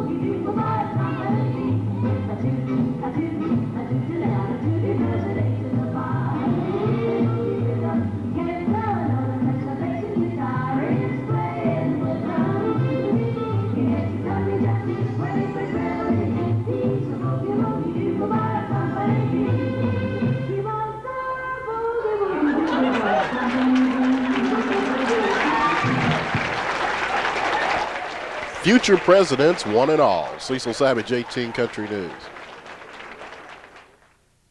The Sulphur Springs Wildcats face a difficult road in the second round of play in District 15 4A.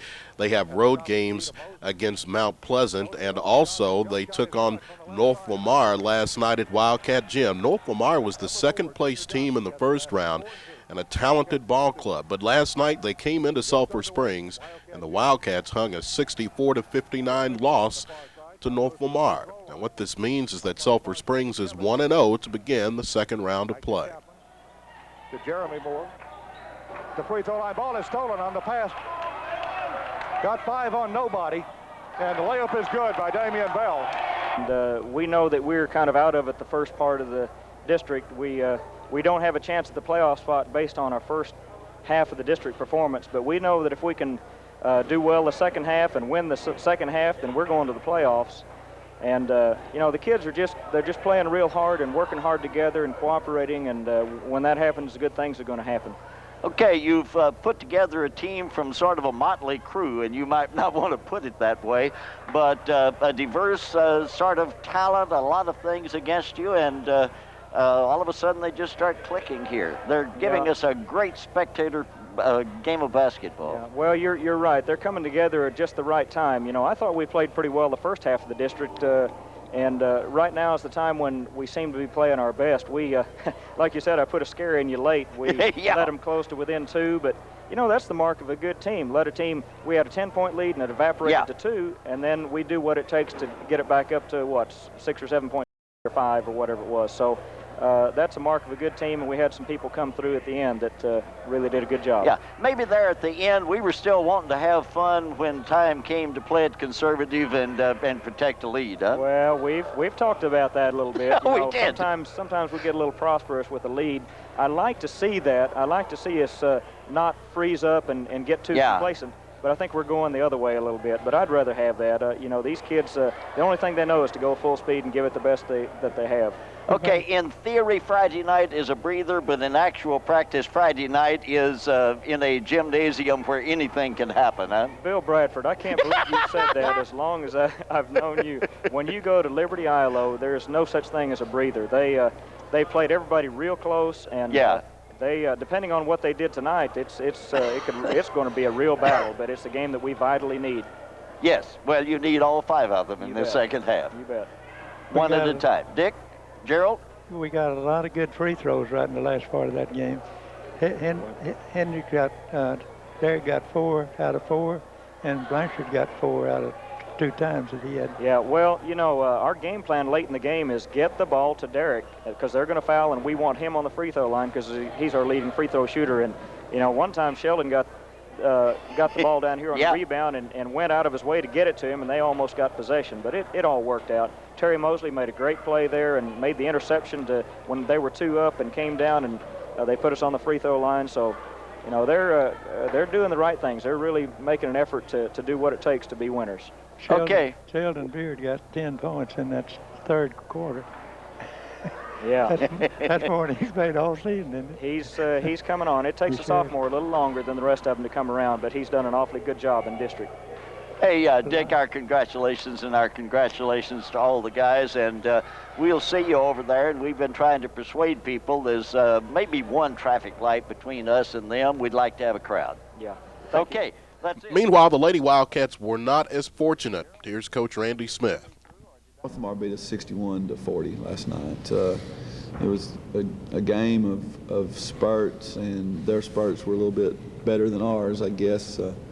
They started off with about an 8 or 10 point run at the start of the game before we ever scored, and then the rest of the first quarter stayed kind of, you know, even keel there, and then in the second quarter, about the middle of the second quarter, we got to within 5 points at 21-16 on a little spurt of ours, and which Kelly Moody helped a lot. She scored 5 points during that little run.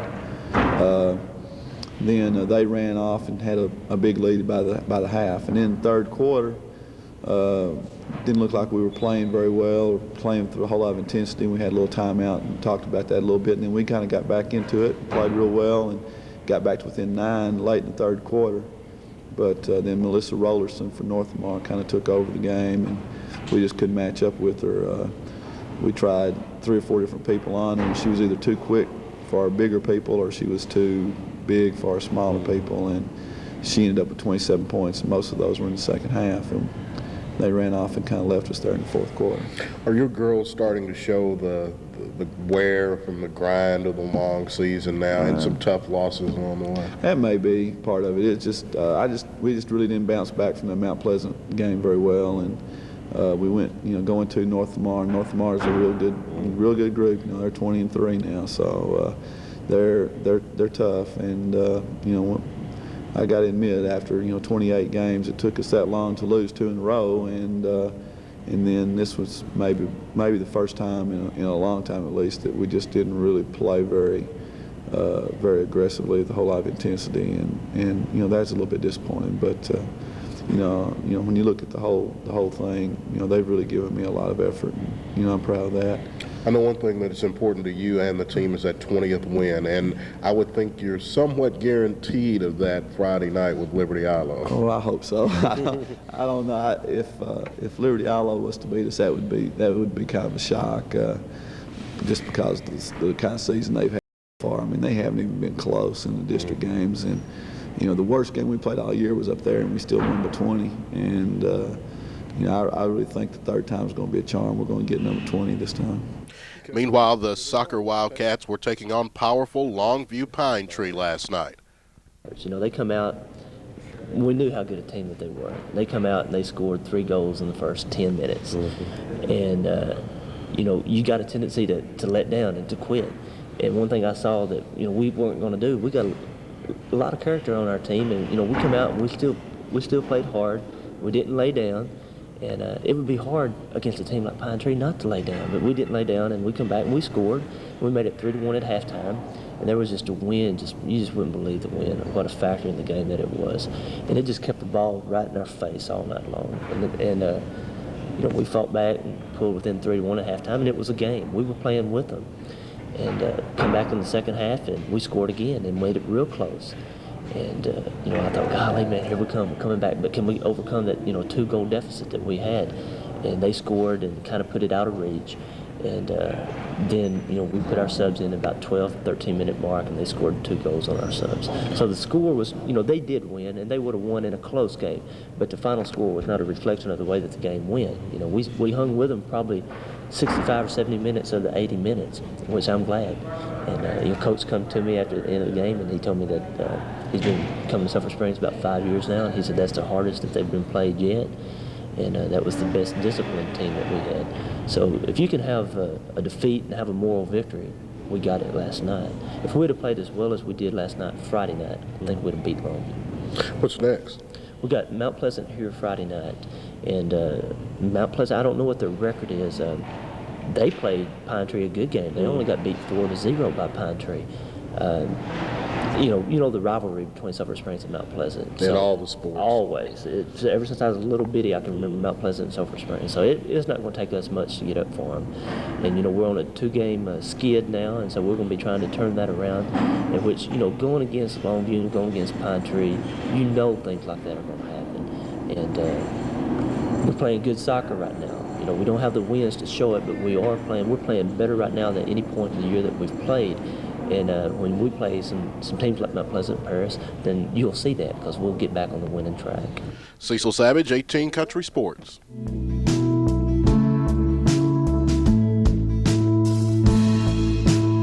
This morning, officials from the Texas Parks and Wildlife Department were in Sulphur Springs releasing about 1,800 trout into City Park Lake. They're setting up a big fishing day for youngsters on Saturday.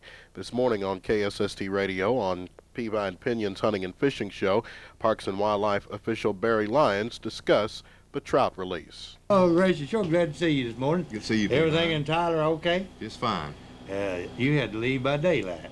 We came up here to put the trout in the city lake today. Yeah. I just got through doing it. We put about 1,800 rainbow trout in the lake. Is that right?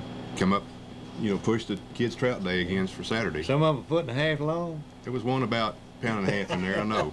That's good, that's good. Now, you put those in there today, and people want to fish today, can they go fishing? People can start fishing right now. Yeah. We're just going to try to reserve some of that space for the kids on Saturday morning from 8:30 to noon, but anybody can come out Saturday morning and fish. That's good. Well, Saturday morning, of course, that's going to be the big deal for the youngsters. And I know that you're looking forward. You're going to get to come back and be with us, and some of your biology. Yes. Who will be coming with you? We'll probably have the whole crew: Gary Pickett, Kirk Prattis, Steve Porch, myself, the crew out of Tyler. We might mention, Peavine, we've got 10 trout this year that are tagged for prizes. Anybody catches one of those tagged fish, I think goes by Max's Bait Shop, and these tags this year are numbered, so each number will have a special prize with it. And I'm going to take when we leave here, take a sample of the tag to Max so we can put up on the wall so everybody can see what it looks like. Well, really, we were real pleased. Of course, you know, the merchants have been so very responsive to it, the trout day, that there'd just be so many. You'd have tagged every one of them. But actually, there's 10 fish that are tagged and already in the lake. And there will be 2 prizes given away per fish. Some of the other things we want to mention, and be sure that we don't mislead you in any way, and you listen to us real close, because if you're 16 and under, you do not have to have a fishing license and or a trout stamp. If you're 65 years and over, you do not have to have a fishing license and or have a trout stamp.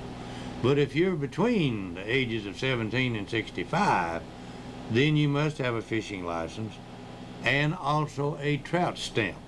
You know, last year we had pretty cold and damp weather, and we had 125 kids out there that came out and fished. And this year we're going to have good weather, according to weather forecasts, and we ought to get 200, 250 people out there. Kids. Exactly right. For one thing, see, you put the trout in today. Yes, sir. Well, by that time they're going to be scattered hungry. around all up and down the bank. See, the pool's not very large. The bank on the west side of the lake is sort of steep, and we want people to be watching the youngsters. Exactly. Because they get so excited. Maybe one of them they get to sort of sliding down the bank and tumble off in the water. We sure don't want any of that. But if somebody should, I want somebody about 6 foot tall like I am be in there with me to lift the little fella out. Yeah. And mother, now be sure and put some shoes on your children in case it's wet, where they won't take a bad cold. Their feet will get real cold, because we don't want somebody to have an old cold before it's over with. We had some last year that weren't coming out not ready for the cold. It was. And the other part of it is, I think that Barry, I know, and I, and all the rest of it will be real disappointed if you don't bring your children out, and we just have a big, big time Saturday morning from 8 until noon. And thank you for coming by and being with us, and thank you for the trout. Divine, thank you, and all the merchants that donated these prizes. Let's get the kids out there Saturday, and we have a big day of it. And once again, to give you the particulars of that tournament, it'll be Saturday morning from officially 8:30 until noon. Youngsters from 16 and on down can fish free of charge for the rainbow trout. Anyone can fish in the pond for trout, but you will have to hold a fishing license and a trout stamp if you're between the ages of 17 and 65. If you're over 65, you can fish free. And remember, youngsters who catch a tagged fish will win prizes from local merchants who are sponsors of the tournament. Cecil Savage, 18 Country News. Lou Durham is the counselor at Sulphur Springs High School, and with that comes the dual role of not only talking to students but planning activities, such as next week's Hearts Festival dance. Well, the Hearts Festival is actually a Sadie Hawkins affair, which means that the girls can ask the guys for dates, and so it's kind of a turnaround time for them. They get an opportunity to ask somebody maybe that's been too shy to ask them, and so forth, so that's a good opportunity for them. Of course, the actual theme of the Hearts Festival is just Valentine's. You know, it is around the hearts. We have a lot of red and white and pink going to be at the decorations this year. So we're going to try to spiff it up a little bit. Do you have queens? Yeah, we have a king and a queen that are elected from nominees. A boy and a girl from each grade level are nominated by their classmates. And then the entire school then can vote for any boy or girl from any grade level for the king or queen. Freshman could vote for a senior could vote for a freshman, vice versa. Who sponsors this? Student council. What about the dance? Dance will be at the Civic Center Friday night, February the 14th, actually Valentine's Day, from 8 to 12. We know there's a basketball game and a soccer game that night, but all we're trying to do is encourage people that maybe those things are early enough that they can do both and still come and enjoy our dance. Our dance is semi-formal. It's not formal. They don't have to have tuxedos and long dresses. They may wear, girls cannot wear pants. Boys, we discourage us from wearing daily blue jeans. They can wear like the fancy dress jeans with a shirt and a tie or a jacket, or, you know, something like the Clint Black effect, you know. A lot of the boys will wear black pants and a tuxedo jacket. It's real interesting to see them. They always look real nice that night and look real pretty. Sadie Hawkins, has that changed any? Are kids still a little shy about that? I think, if anything, they're probably not as shy as they used to be, really, because I think Sadie Hawkins goes on a daily affair. Oh, okay. in some instances. I mean, I don't think girls are as shy as they used to be, and they're a little more aggressive than what they were in my era. We had to wait for Sadie Hawkins Day to ask someone. Of course, it was a big thing then, you know, it was the big thing. You'd get your car, your family's car, if you didn't have one. Back in those days we didn't. Get your family car, and you'd go pick up the boy. Might go out to eat, and then go to the dance, and it was fun. So the girls are a little more, I don't want to say aggressive, let's say less old-fashioned. Right, less old-fashioned. They're more modern.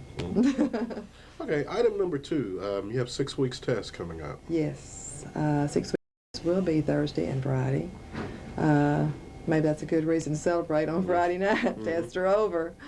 I don't know exactly what periods are offered at what days, but they will be conducted on Thursday and Friday next week. Do you see a little change in attitude and personality in kids when it's test time? Oh yeah, I think they're a little more intense. They're more serious, and that's the way they should be. That's the way we want them to be. And also, I think because when the TOS tests were released this past time, there was a little bit of down cycle on that. You think they're wanting to do better this time? I think so. I think so. I certainly hope so. We're trying to encourage them in every way that we know how to not let that get them down and to just pick up and go on. A lot of the students were so close to passing that I think the results will be a lot better in the spring. Plus, we're really concentrating on trying to improve those scores, and I think we will. Our kids are smart. Let me ask you, as a counselor, you're beginning to get into the busy time of the year for you with graduation coming up. Are you beginning to have more seniors come in and talk to you about college and anything else after I've had that since the beginning of the school year. A lot of the students cannot wait until spring to do that. They have to get their forms and things in early, especially for scholarship considerations, and a lot of schools will have like March 1 deadlines, and so they have to get their stuff off earlier. Then there'll be some that will not make the decisions until after March 1, and of course those are the larger schools. Schools like East Texas State, Stephen F., North Texas, some of those schools do not require March 1 deadlines, and so they can still make some choices and decisions after that time. Ms. Gillum and I are going to be trying to see if we cannot visit with each senior between now and the time school is out and get a little input from them maybe as to what their plans might be, if they need our assistance in any way, seeking out financial sources, making choices, just trying to make them realize maybe that there's some things out there and they might want to try for them. This is a weird question. Does Sulphur Springs High School have a college of choice? Where do most of them like to go? I can't really say that, and it varies from year to year. Some years it'll seem like, oh man, everybody's going to A&M, or some years everybody's wants to go to UT, or some years everybody's going to ET. But really, it's kind of a diverse group. We have some that will go to the state schools. We'll have some that will go to the private schools. We have some that choose that they would like to go out of state. And so it's just kind of a mixture. I don't think there's any set pattern. Of course, I think a lot of our students this year seem to be considering schools a little closer to home. I know there are a number of students I think that are going to ET next year. Economics. I think that has a big part to do with it because they could commute and still live at home and cut down on expense. And so a lot of the students I think are considering doing that, at least for a year or so, then see how things go. Then if they want to transfer, they have that option, but some of them may get so content where they are that they'll just stay there. Cecil Savage, 18 Country News. The 1992 deer release program is complete in Hopkins County. They're releasing deer in 5 wildlife management areas around the county. 20 deer released on Tuesday at the Caney Creek Management Area. 18 Country's Claude Walters spoke with Texas Parks and Wildlife biologist David Sierra. David, where did these deer come from? They came down just south of San Antonio, down in South Texas. Were these some of those golf course deer? Or? No, these came off a ranch that just had too many deer, especially does, so they want to thin the herd a little bit, and this is probably the quickest way to do that. Just take them off and put them somewhere else.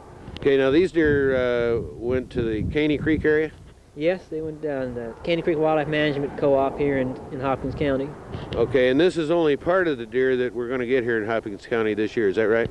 That's correct. This completes the stocking program for Caney Creek. Stouts Creek was completed already, and Caney Creek, and we hope to complete, Glade Creek's been completed this year, so that leaves us Garrett Creek and Birch Creek, and we'll finish them up.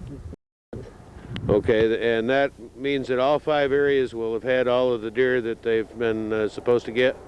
That's right. We should be finished, and they can start their countdown, and we'll monitor the population, and when it gets to be to the point where we feel that it can support a hunting season, that we'll probably recommend that sometime in the future.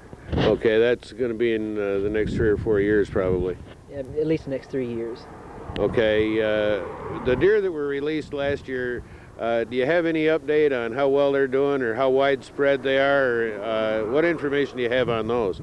We're getting information they had a pretty good fawn crop this year. They've been seen very regularly pretty well all over the Caney Creek Management Area. And in fact, we've seen some that well past the Caney Creek Wildlife Area, so they're doing pretty good. Okay, so the program has really turned out to be as successful as the boys wanted it to be whenever they started this. I think it's even been maybe even a little more successful than they had hoped, because it's doing well. They're seeing a lot of deer, they're seeing a lot of fawns, and they're seeing a lot of deer over a large area. Are there any problems with the program that you've observed within the last year or two or up to this point? The only problem maybe is the wet weather. That's been a big detrimental factor, both in getting their food plots in to help feed the deer and just for the general conditions that it puts the deer in as far as fawning.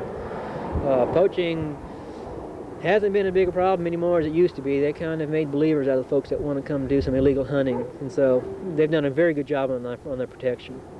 So I guess we could really say that Hopkins County, or the southern part of Hopkins County, once more has a deer population like they did, 50 years ago or 90 years ago. They got a very strong population, and as long as the folks take care of them as far as the illegal hunting and providing food for them and habitat for them, they'll have them from now on. Well, David, we thank you. We thank you for your part that you play in this whole program, and the fellows that are making it possible for us to, once again have deer here in Hopkins County. It's been good talking with you this morning. Thank you. It's been good to be here. I'm Claude Walter, 18 Country Outdoors.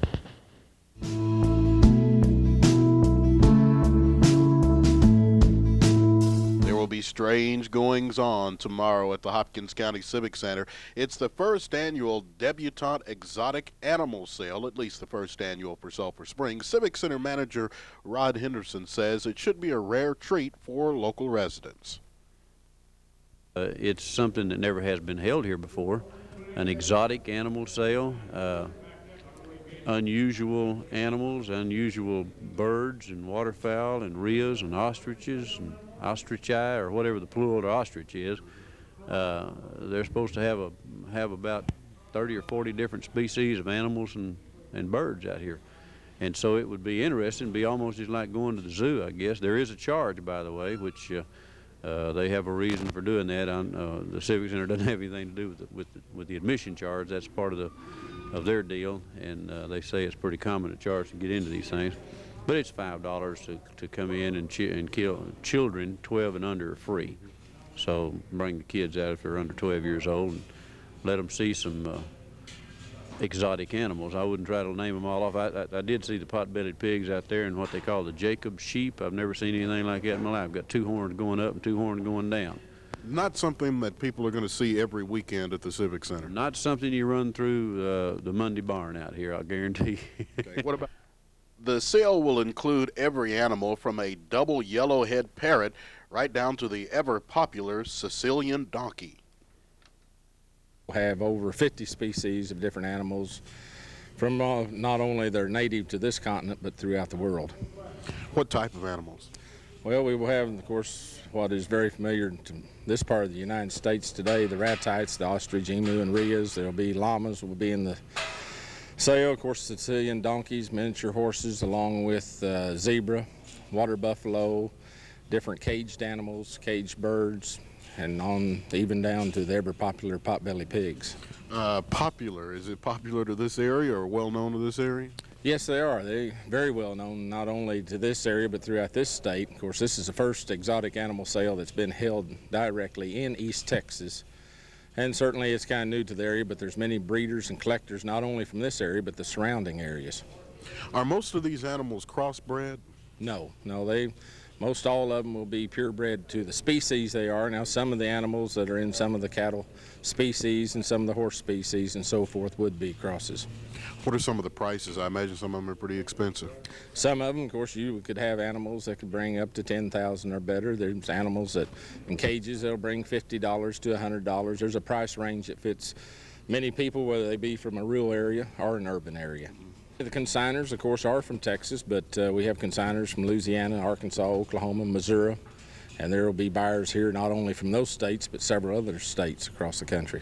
Is it difficult taking care of a special breed of animals such as these? There's certain things you have to do to set up to handle certain species. Many of them you can handle like you would normal livestock, cattle and horses and so forth, but certain ones that you have to make certain preparations for in order to handle them.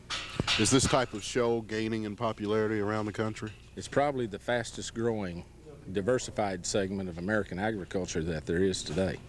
It's very popular. Where will you move on from here? Sale starts at 11 o'clock. Of course, the facility will be open in March this year. About 8 or 9 o'clock in the morning, folks come out and view if they want to.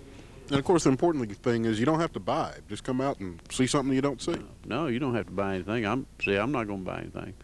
I don't have a four-legged thing in my possession anywhere, and really don't want any four-legged things. Kind of a sampling of some of the other animals you can see tomorrow. These are from the waterfowl division. They include Canadian geese, black-bellied tree ducks, paradise shell ducks, rayjack shell ducks, ring teals. From the ratties division, they have emus, emu chicks, as well as rays. And from the llama division, you have llamas, the Hannah jumper divisions, and llamas of the Oak Heights crackerjack divisions. You go and figure it out tomorrow. Cecil Savage, 18 Country News. Old enough, you remember tuberculosis. If you're not old enough, you probably have heard your parents talk about it. It's a disease that many health experts thought had been wiped out. But Donna Korth with the Texas Department of Health in Sulphur Springs says that tuberculosis may be making a comeback. You can be carrying the germ in your body, but you don't have tuberculosis. And we get a lot of what we call positive reactors here. I would say most of our positive reactors are of a Hispanic background. A lot of Hispanic people have a positive reaction to tuberculosis. Then we get positive reactors who are people that have come from out of our country, foreign-born people, people from the Philippines. We get positive reactors that we have no idea where it came from. School children, people that have been in crowds of people, which we've all been. The only way you can get tuberculosis of the lungs is by breathing in something that somebody coughed out, a small little humid bit of the air that comes from their lungs. It's less than 5 microns, the bacteria is itself.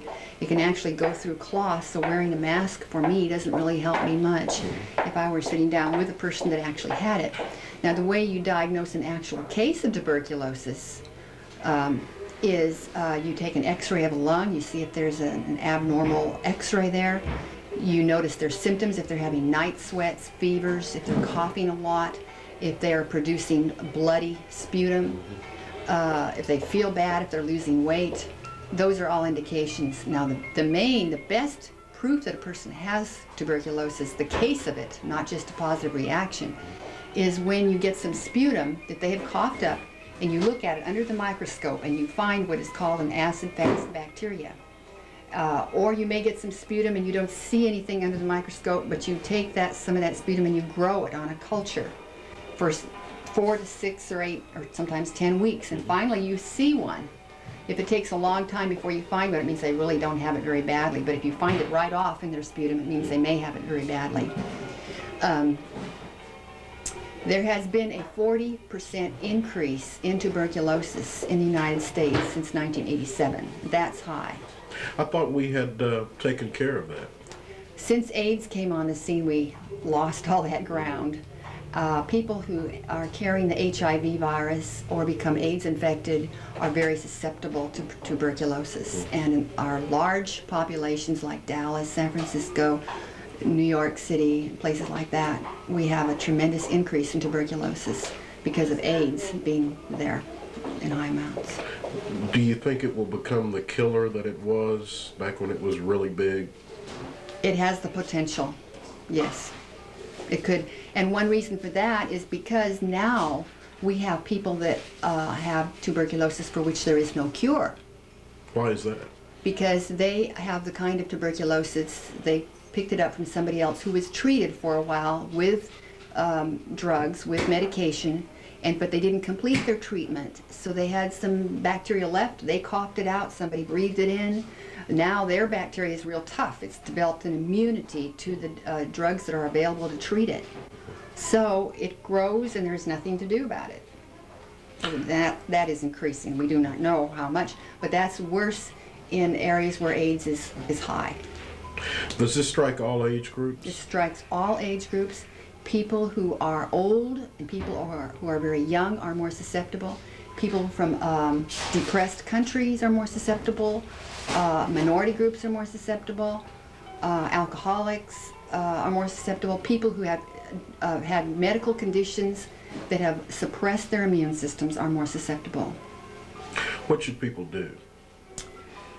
Well, if they fall into any of those categories, it would be very wise for them to ask for a TB skin test, and they can come here and ask for one.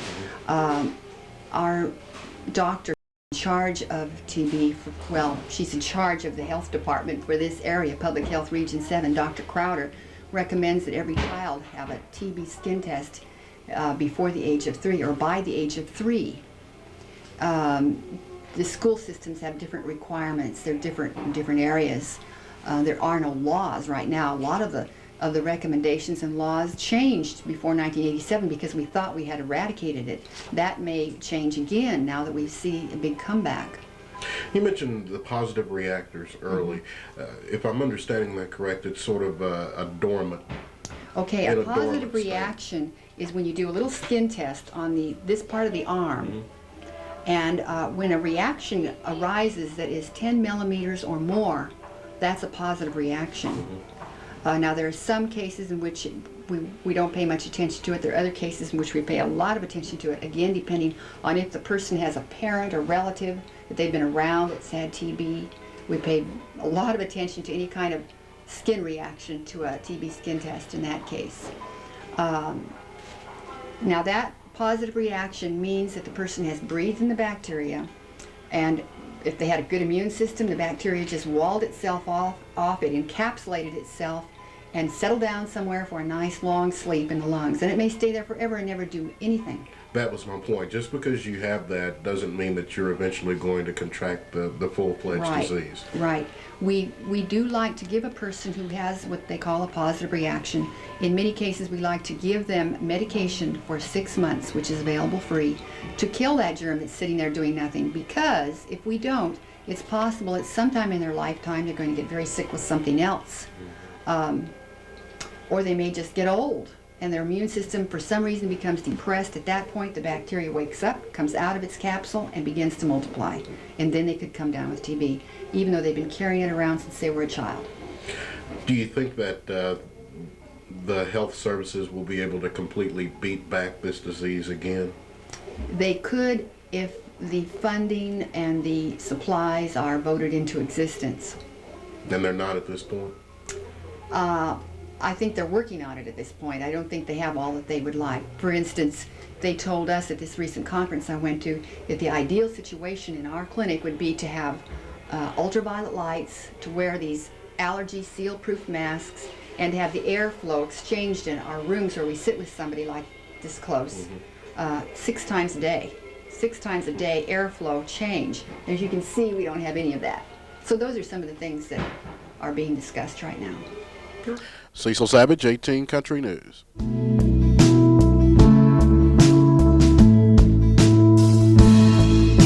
We reported last month that 1991 crime stats in Sulphur Springs were down just a bit compared to 1990.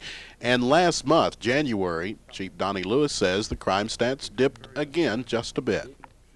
Just going in, letting you know some of what we went through in January. We had a total of 40 traffic accidents in January, had 8 injuries out of those 40 accidents here in Sulphur Springs. On our offenses that were turned into the police department, we had 172 offenses turned in and arrested 124 people. And stolen property in the month of January was $92,486 worth. Answered 17 escort calls and had about 82 burglary and hold-up alarms during that time. Most of those turn out to be false. Yeah, most of those are false. Where there's some problem in the system, we keep a pretty close watch on that. Of course, you have to respond to those. On our offenses reported in January, out of that 172, 51 of these were thefts. And 27, we had an unusual amount of criminal mischiefs. And what that was, I think I talked to you earlier, we had somebody with BB guns, pellet guns, was shooting out windows and knocking out windows, and so that came down. But I noticed also after the Christmas holidays and all in January, we had 24 assaults and 20 burglary of motor vehicles. The burglary of motor vehicles, I think we've got that slowed down to a point now that we have spoken to several people on that and let them know where we was coming from, and since we've done that, I think that's slowed down. Like I said, there's 172 offenses on that. On our arrest, leading the deal arrest was 37 traffic warrants where people were picked up, and also we had the delivery of controlled substance on the narcotics. We arrested 22 people on that. And that was all in one sweep? That was all in one sweep there, and of course we've arrested several since then. To kind of update you on that, I think I still have a few of them that's still living in Dallas, Texas or around, but we'll be seeing those people. And 124 arrests.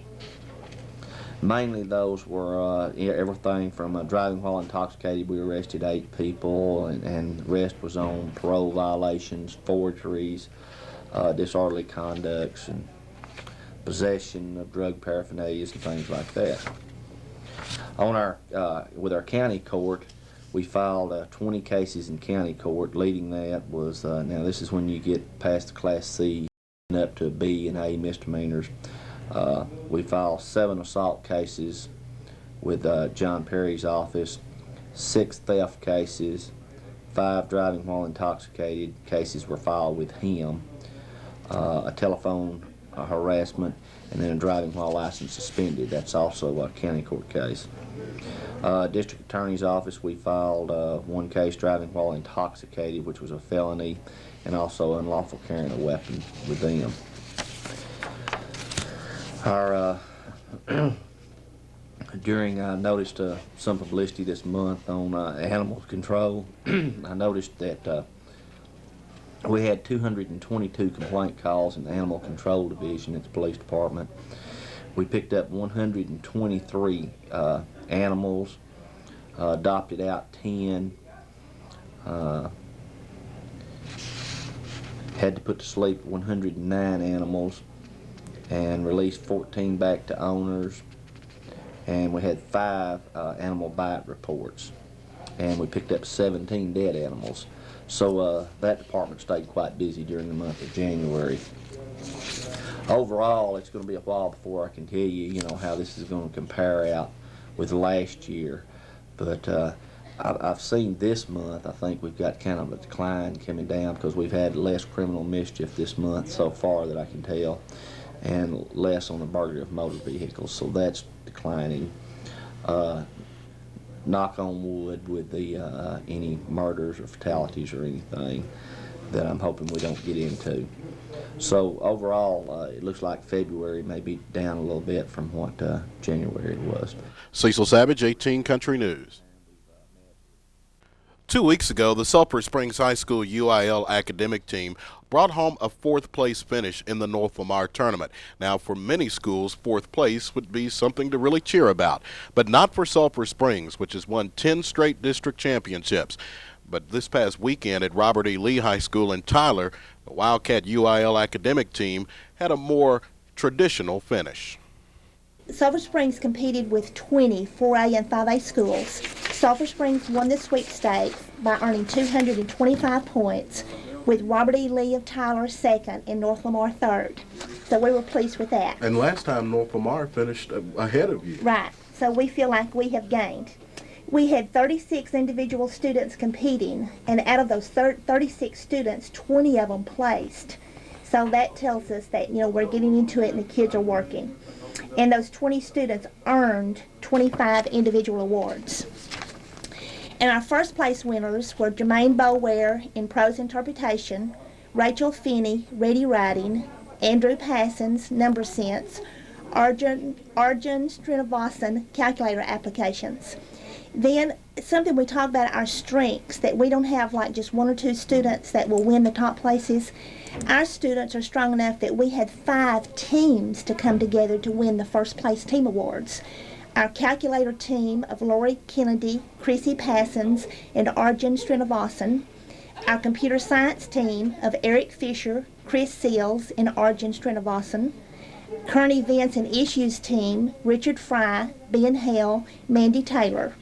The Number Sense team, Andrew Passons, Diane Yates, and Matt Young.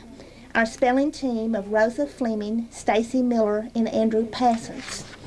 Then we had second place winners, Shannon Brune, Literary Criticism, Rosa Fleming, Spelling, Heath Halbert, Accounting, and then in team debate we had Pam Harrington and Chris Smith. Our third place winners, Current Events and Issues, Richard Fry, Spelling, Andrew Passons.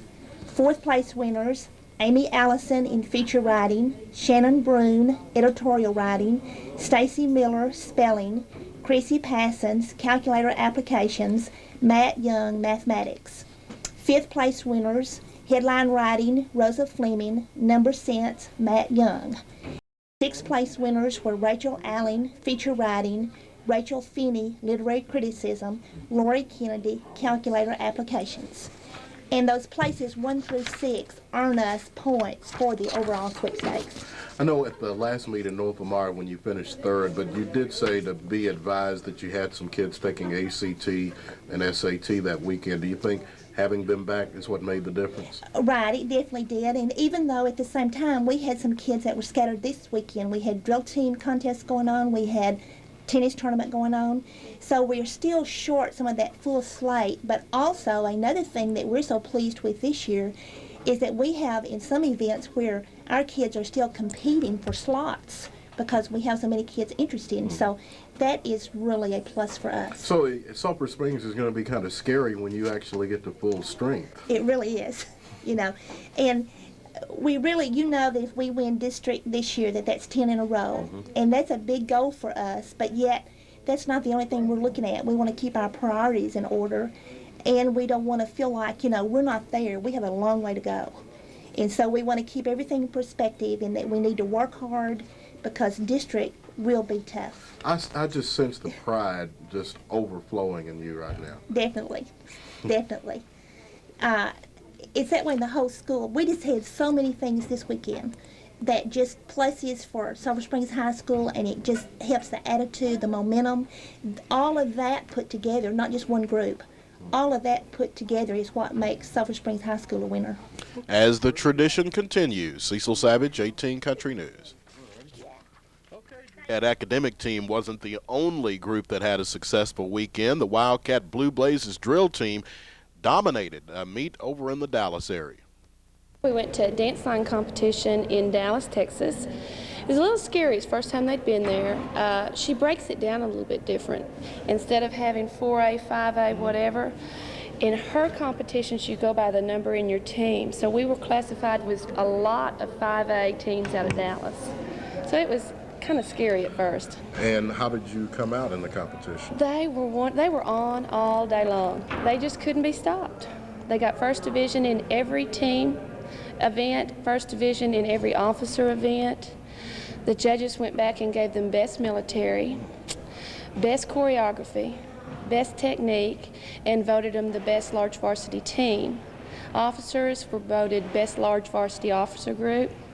And then we had solos all day. Solos were unreal. They were great.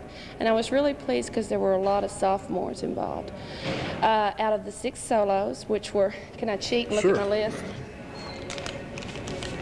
Out of my 6 solos, I had Kelly Eubanks, Michelle Holloway, Natalie Johnson, Brooke Emerson, Tricia Weisenbaker, and Mindy Helm, and they all received first division ratings. Were you expecting this wide of a sweep? No, I was really kind of scared with the 5A teams being in there, and I haven't seen a lot of the Dallas teams. They really weren't that strong. They just didn't have what I was afraid they would have. But out of these soloists, there were approximately 40 soloists, and they got down to 10 finalists, and 1/2 of them were from Sulphur Springs. Wow. 5 of the 10 were ours, and they were Natalie Johnson, Michelle, Brooke, Tricia, Mindy. And after that, they came back and gave judges awards, and Brooke received Best Solo Technique. Natalie was chosen second runner-up, and Mindy Helm first runner-up. So I was definitely pleased with them. Would this now rank, with all these awards, would this now rank as one of the better groups that you've had since you've been here? It really is. and I expect a lot more out of them. They're going to the Dallas Maverick competition this weekend. And what will that be? It's kind of a fun contest, but it involves taking just one routine. There will probably be about 60 to 80 teams from all over the state there, and they rate them in a first, second, or third division, and then they choose. It differs. Sometimes they pick 3, sometimes 2, sometimes 1. They pick those teams that will perform at the halftime for the Dallas Maverick-Houston Rocket game on Saturday night. So that's something I know the girls looking for. Yeah, well, they want to perform so bad they can taste it. Now, what's going to happen at the basketball game Tuesday night? They're going to present their military routine, and nobody's seen this unless you've gone over to the competition on Saturday, and it is unreal. In fact, when we were out on the field, out on the contest floor, there was all this screaming going on behind me, and usually I have half the team out there and half the team is, you have only a certain number performing. All these people were screaming. I thought, God, the girls are doing such a great job. And then I realized I had them all on the floor, and that was every other team up there screaming. A little bit of for us. respect. Yeah, they were excited about it. Cecil Savage, KSST News. Last week, we reported the Texas Parks and Wildlife Department had distributed some 1,800 rainbow trout into City Park Lake. Well, Saturday morning, youngsters 16 and under had a chance to fish for those rainbow trout. 18 Countries fishing expert Peavine Pinion talked about the fishing tournament with Texas Parks and Wildlife biologist Barry Lyons. Now, this not only the department brought the fish down here and put them in the lake last Thursday, but there's a lot of groundwork that takes place way prior to what the kids being out here fishing. Kind of run down what you and your biologists have to do, and I'm sure you have to make requests and so forth to establish and have such a day. Of course, we have to recommend the lake to be stocked, and it goes up through a priority listing, and of course we've had such success up here. Sulphur Springs is pretty high on the priority list. They go up. These fish actually came from Missouri. They're either brought to the lake right by the trout dealer, or these fish right here were actually brought to and kept at Tyler State Fish Hatchery for about a week, and then they take them out. We brought them up Thursday. We put 1,800 of them in, tagged 10 of them, and of course, been on your radio show, been on some TV with Claude and what have you, in the newspaper, trying to, of course, let the people know what we're going to do and when it's going to be, and we just try to get as much publicity on it that we can get out, so that people know, when to come and who can do what and what have you. And I think it works. Like I say, we about 250 people out here that were fishing today. That's right. Now, some of your technicians, you have 3 of them with you today. I've got my biologist. My assistant here is Steve Porch. Okay, now, who is he now? Steve Porch. He's the assistant project leader on our project. He's a biologist too. Yeah. And how long have you been with the department? I've been with the department almost 2 years. I've been in Tyler now for about 5 months. And you are the assistant to the assistant. Yes, sir. Yes, sir. Exactly. No worries. How many do you employ down there? I've got 4. There's 4 on our crew. Okay. And now, what are some of your other jobs that you may be doing? Well, from time to time? I assist in the field work as well as in the data analysis and writing reports. Okay, now you have 2 more over there. Gary and Kirk. Yeah, Gary, don't worry about it. I guarantee you the Camera will not break. These are the to workers. Save your soul. This is Gary. I want Gary over here first. I met Gary before I met anybody else nearly, and he is the most camera, microphone shy gentleman I have met in my life. You ain't kidding me. I don't like these things. I know you don't, but this is one time you're doing this for Peavine, if nothing else. Right. Now, tell me about him. Gary Pickett's our Fish and Wildlife Technician 3. He's been with us with the department 17 years, and he's the first sergeant of the crew. I guarantee he's great. I first met Gary when he first started in reality with the game department with Steve Smith, the head biologist, and they came out here, and I had the sneaking hunch that I might want to be a biologist, or I would have liked to have been. And after they got through working with all those little mad toms and wild dogs and what have you out at the lake, and it was hot summer, and they begin to decompose, I said, I don't believe I want any part of your job. It gets a little stinky, doesn't Sure it? does. Gary, I appreciate Yes, you sir. very much. Now, my other buddy here, I run into him on Creel samples every once in a while. This is Kirk Prattis, Fish and Wildlife Technician 2. Been with us 5 years? Be 4 years. 4 years. He's come from out of Lubbock, and he's the assistant first sergeant. Well, that's the reason he's good, because he came from Lubbock. It's a nice place to be from. You know where Wilson is, don't you? Yes, sir, I sure do. Well, you're looking at a Wilson ad. Oh, ain't you glad we got these? I'm so Texas? glad we got together. They call us flatlanders, you know, Yeah, they do. down here. But anyway, your job consists of what? We just do the sampling on all our lakes and things like that, our gill netting, electrofishing, frame netting, things like that, and creel surveys, talk to fishermen, get their ideas, and see what all they've caught and everything. Well, one thing may I say that the Parks and Wildlife Department has a grand crew, and y'all certainly been nice to Sulphur Springs, Hopkins County, and we do appreciate you. Well, we sure appreciate y'all too. Thank you. Now, one other thing I want to ask you. Thanks a million. How many lakes do you and your assistants cover? We've got about 38 in our district. Our district, we're stationed out of Tyler, but we go into Wood County, Hopkins County, Delta County, Lamar County, over to Van Zant and Rains County, and like I say, about 38 lakes. Now you're going to take care of Cooper also. Yes, sir. We're taking care. We've got You've Cooper. already taken Right. We've already stocked Lake Cooper. You know, it's got everything in it that we need to stock. We'll stock some more this coming spring. Some more Florida largemouth bass we put in there. It's just fun to come up here and let the kids get out here and learn. Let these kids learn how to fish. We're going to interview one here that just caught her first fish in her lifetime. Yeah. And we've got. Like I said, about 250 people out here, most of them kids today. Of course, that's what we wanted. Yeah. Come out here and learn how to fish, and it's everywhere we go and do this stuff, we get an awful lot of these kids. It's just the first time they've seen a fish, first time they've been fishing, first time they've caught a fish. So it's a great way to get going. And like we were talking earlier about the community, getting together and meeting everybody. And Cecil Savage, 18 Country News.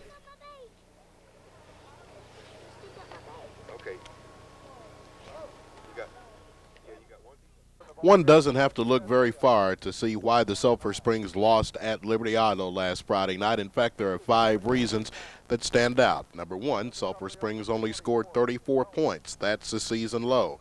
The second reason, they shot only 23% from the floor, 11 of 47 shots. The third reason, Sulphur Springs was out-rebounded 42-26. Reason number 4, the Wildcats were only 10 of 22 from the free throw line.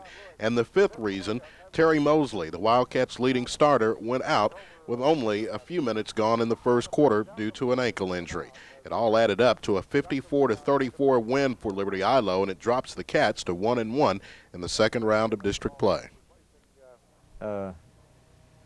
We shot 23% on the night, and I think a lot of that 23% showed up in the first half.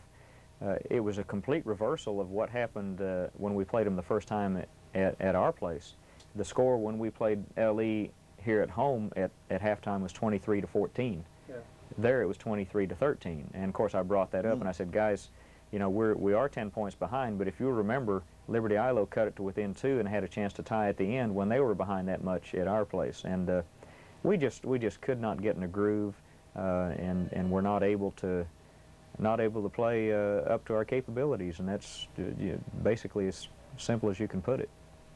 At the end of the ball game, one of their big tall guys, and I forget which one, came over and hugged your neck, except that I think he was hugging pretty well above you. I was hugging his navel is what I was doing. I was wondering, well, why? Do you know the guy? Or you had said something very complimentary to one of their guys when he came over and shook hands with you before the game started. But I thought that was kind of neat. Well, it was, and I appreciated that after the ball game. We're talking about Brian Collins, who is a 6'6" senior, and he's been playing and starting ever since he was a sophomore. And when during introductions, the players of each team go to the opposing coach and shake hands, and when he came over to shake my hand, I just grabbed him and I said, I'm glad this is the last time I have to shake your hand and play against you all for your career. And he kind of smiled, and and said something like, well, it's been fun, and then went out and proceeded to whip us real good. And Brian Collins is a class act for LE. He's an honor student. He's a real got a lot of character, and he's a pleasant individual. He just signed a football scholarship with Texas Tech. TCU. I'm sorry, TCU. On Wednesday, and so he's getting a full scholarship, and he's an honor student, and he came over after the ball game and kind of caught me by surprise. He just kind of gave me a hug and said, I don't know if I should say this. I don't know. He said, you're a great coach, and it's been a lot of fun, and good luck to you from here on out. And I thought that was a real classy thing for the guy to do. He has been probably the best athlete in this district for the past 2 or 3 years, even when he was a sophomore. Oh, really? Oh, yeah. He plays all three of the sports, football, baseball, and basketball. And if Ellie had ever been able to get a good collection of talent around him, he's got the type of character, as Dick mentioned, that could take them a long way. Meanwhile, Coach Randy Smith's Lady Wildcat basketball team on Liberty Idlo 62-28 Friday night at Wildcat Gym. Yeah, we had a good night Friday. It was a lot of fun to get on the winning side again. We got out quick and got us a good lead to start off the game, and just kind of had a chance for everybody to play a lot, and it was a lot of fun. No pressure, just a good way to finish up our home season and to get that 20th win. Well, I was going to ask you now, is that one of the goals that you've achieved now? That was important. That was real important, and I think everybody's really proud of it. I know I am, and if they're not yet, I think, later on they'll be able to look back and realize that they did something that doesn't happen real often. And we wanted to make the playoffs. We thought we had a good chance, and we lost a game in Mount Pleasant that's going to possibly keep us out, but we still won 20 games, and that was really, going into the season, I didn't know if we'd be able to do that. Are you officially eliminated? Yeah, we are. When Texas High got beat by Paris Friday night, the best we can do is tie Paris for second in this half, and since they got to second place in the first half, they'd win the tiebreaker. So the goal now for you is just play out the string and hopefully play well with a little bit of pride. Yeah, play that last game hard, and Paris hasn't been really playing all that well this second half. They almost lost a couple of times, and if they had we'd had a chance, but they were able to pull them out. But we can go over there. We might can win another game. It'd be a feather for our cap to be able to beat a playoff team out of our district, and we finish up with another win besides 20, and whatever happens, we've had a good year. Yeah, you don't have any disappointments, do you, about this team outside of not making the playoffs? Not from the disappointments. The only disappointments I have are, I'm disappointed that Mindy Parks' back was hurt all season. She didn't get to play much or play as effectively as she could have. I'm disappointed that Sheila Sims didn't get to finish out, the season because of her knee injury. Disappointed that they got hurt, but not disappointed in any of the players. Cecil Savage, 18 Country Sports.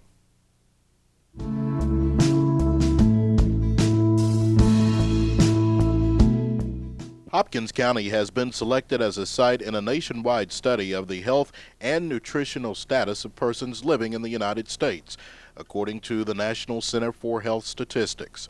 Beginning February 14th through April 3rd, residents of Hopkins County, randomly selected, will have the opportunity to undergo extensive physical examinations and respond to questions on health-related issues.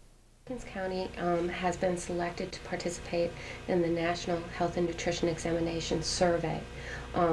This is the 4th year. We're in the 4th year of a 6-year study, and actually health studies of this nature have been going on for the past 30 years. Why was Hopkins County and the Sulphur Springs area selected? Hopkins County was selected based on Census Bureau information that suggests that the people that live in Hopkins County are representative of the kinds of communities throughout this part of the country. You've done this in other places as well. Yes. The study has finished its first cycle, which was 3 years. We hope to visit 88 counties over the entire 6 years, and we're looking for participation of about 40,000. citizens. What will people be asked? Well, when one of our health representatives comes to the door, of course they have a photo ID badge, and once they determine that persons living in the household are eligible, those persons will be asked about their dietary habits, their medical history, their physical habits in terms of working out, things like that. Then those people will be asked to make an appointment at our mobile exam center, and there they will participate in a number of measurement-oriented exams. There are no internal exams, and after which they will be compensated for their time. What are some of the eligibility requirements? Actually, those requirements or those eligibility factors are built in by our statisticians. And at each address we go to, we're looking for different kinds of people because we want this to be a representative sample. So there are no requirements per se. It's just a random message at a random address. What's the ultimate goal that you're hoping to achieve through this? Well, what the U.S. Public Health Service is doing with this study is they are assessing health programs that are already in place, as well as determining needs of the entire country in hopes of alleviating any future problems that might be associated with those needs. And I would assume that some of these people may not be aware that they have a problem, and you may be able to save some lives through this. Absolutely, absolutely. We have, like I said, the exams are measurement oriented, but we do some lab work, which is very expensive, and it is done at no cost to our study participant. And if any of the lab values are abnormal, the study participant is notified within 2 to 3 days of their visit to our mobile exam center, and then their own physician can follow up on it. Let's talk about the dates now. When will this begin and when will it end? Our health representatives will be going out into the community on Friday, and I believe Friday is the 14th. And in about 2 weeks, March 6th, 2 or 3 weeks, our mobile exam center will be opening to begin exams, and we will conclude this part of the study on April 3rd. Will that information become available to the general public, or is it confidential? Well, all participation is confidential. None of our study participants will ever be associated by name with any of their information, except for the results of the tests, which come directly back to them. The information will be pooled and looked at regionally by the U.S. Public Health Service. So while Hopkins County itself will not receive any of the information about the people who participate here in this county, the information will be available in various publications, etc. From your standpoint, how many people will it take to get this project underway and completed? Here in Hopkins County, well, we're looking for 390 persons. And unfortunately, it's not a matter of calling and volunteering to participate. One needs to be contacted by one of our health representatives. We will have about 18 health representatives on site on the 14th to begin looking and identifying our study participants. And then on the 5th of March, 16 health technicians that work in the mobile exam center will arrive. The NCHS is the principal health statistics agency of the federal government and is part of the Centers for Disease Control, U.S. Public Health Service. Cecil Savage, 18 Country News. Punch and Cake, the order of the day at Sulphur Springs High School in honor of National Future Homemakers of America Week. We wanted to know what a typical FHA student is involved in these days, and we talked to seniors Amy Friddle and Carmen Clifton.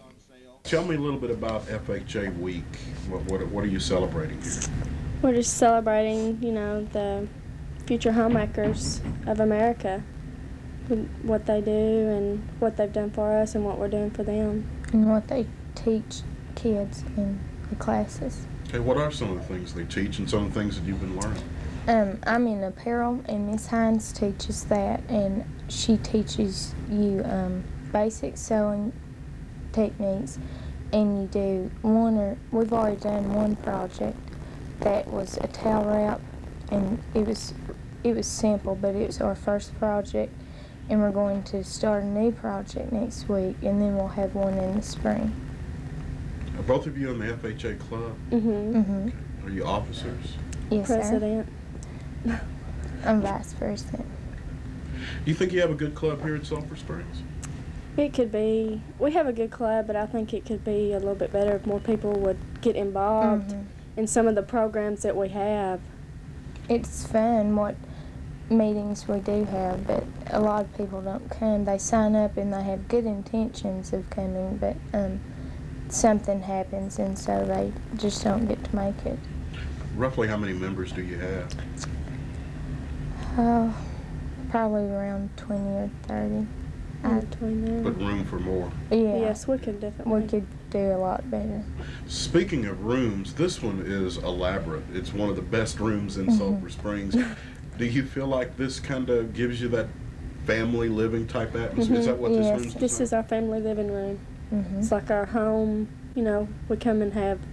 Sometimes we cook lunch in the food department over in Miss Hines' room, and we come in here and eat it as as our family room. When I took homemaking in high school, and I did take it in high school, we actually had a wedding. We do too. And one, is it individual family living? They either they have a choice of having a wedding or planning a wedding, and most of the time they have a wedding. You know, where someone is the bride and the groom and just plan the whole wedding out. Just learns a little bit about what you're going to be facing when you go to school. Do you have gentlemen in the club? A few, not many. There's, I think, 4 or 5. I'm not real sure. What are their attitudes? Some of them are real interested in they make it FHA. fun. They make it fun for us, and it's not some just, of the others, Yeah, it's not a bunch of girls. Just it has guys in them. Do you think this is preparing you for life? It gives you a good look on what you're going to be facing and what you need to be preparing for when you do get out. Miss Brown teaches advanced child development, and I think that's a informative class. It lets you know, it takes you through the 9 months of pregnancy, and it tells you the complications that can occur and just everything you're going to go through when that time in your life, you're going through that time. And in individual family living, you talk about family planning, and it talks the different ways of planning your family and how to be responsible and not to make not very wise decisions, because it can cause problems. Are you good friends with your teachers, Mrs. Brown and Mrs. Oh, yes, sir. Because I think maybe FHA teachers aren't quite as looked upon as some other everyday teachers, because they teach life, basically. Yeah, and I feel that since you can talk to your teacher like that, it makes you understand the type of courses they teach, and it makes you really understand that this is not just a class, it's teaching you something about life. Just like in our child development class, if you have any questions about pregnancy or anything, she'll be willing to sit you down and, explain and go through what you're going through and talk to you and answer any questions that, that she knows the answer for. She'll help you. She's a very good teacher about that. Let me ask each of you, what's your favorite memory? What one memory will you take away from your high school days concerning FHA? Probably the Christmas party we had this past Christmas. It was fun. It was at Carmen's house. We had a good number come out to it. It was fun. We had about, maybe all but 4 people. 4 of our members came because of sports or something. We exchanged boxer shorts for our gifts. Christmas, and it was real fun because everybody was taking everybody's, and it was a real fun. That's probably the funnest time. We had refreshments and, just got together and goofed off, I guess. Just had fun and just. And then we also had a pizza party at Pizza Hut. Oh, yeah, that was fun too. We had a good number there. A bunch of I people think that showed was up. our first. That was our very first meeting that we got of the together. year. No, we had our candlelight lighting, which installed our officers. Is I miss our that though. president that was last year. She came in and gave me the job of the president, and we all lit candles and had our roses, and we were just our new year into FHA. But Okay. Anything else y'all want to bring up that I haven't? we have meetings once a month, and it just deals with subjects that people are interested in. And in the spring, we are having another meeting, and it's going to be over drug awareness and also coping with stress that people have. And we're going to try to push, drugs, not to be on drugs, and, what drugs can do to you, and coping with stress also. Do you encourage parents to come to your meetings? If they would like to come and If observe? they would like to come, we would be glad for them to come to our meetings, yes. We have a state meeting. Yeah, we have in a the state spring. meeting in Dallas. It's in the fall, but because of our prom, it's the weekend of our junior-senior prom, and we will not be able to attend that one, because we want to go to our last prom.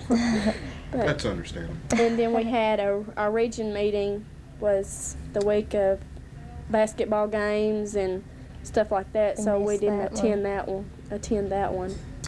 As you can tell, FHA, like most everything else in high school, has changed a lot over the years. Cecil Savage, 18 News. Nearly a week since high school football recruits began signing letters of intent as to where they would play their college football. But no recruiters have been to Sulphur Springs High School, at least none to sign athletes.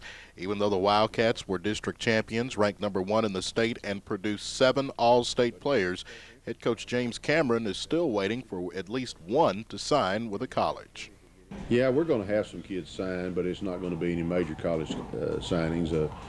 I think that we could have as many as 5 or 6 signed, but at this point we don't have anybody ready to sign yet for several reasons, and I guess that's what you want to talk about is some of those reasons.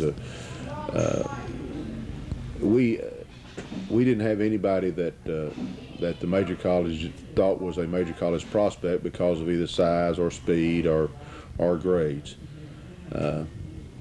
Probably 2 of the best prospects on our team were Mark Severe as a kicker, and people are just not scholarshiping kickers right now. We thought that he would possibly get a scholarship in Southwest Conference, but in talking with some of the Southwest Conference schools, they said they're just not signing kickers. They're asking them to walk on now. Michael Hicks probably was one of our best players and had not passed, did not take the test until last Saturday. So people were a little apprehensive of him because he hadn't taken the test, and also because he really wasn't the size linebacker that they'd like to be. He ended up playing the year at 168 pounds, and Michael has good speed but not great speed. And so he was not a, their question is, where's he going to play in college? Almost have to be a defensive back. So he's one of these guys that's not going to show up on the computer anywhere. No, and then we have some kids like Shane Allison, who was an outstanding high school player, but really not tall enough for what they want the college lineman to be like. And Terry Mosley didn't have the core curriculum. Vinnie Sims didn't have the core curriculum in his subject matter. Chris Wright in the same boat. Eric Thurman did not have the year quite that some of the people thought he might have, and I'd hoped he would have. Let's see, who else did people? Now we do have someone going to visit Austin College. I forget when it is, in a few days. We're going to have 3 or 4 going to go up there, and possibly some interest there. But it's a very unusual year for us, Cecil.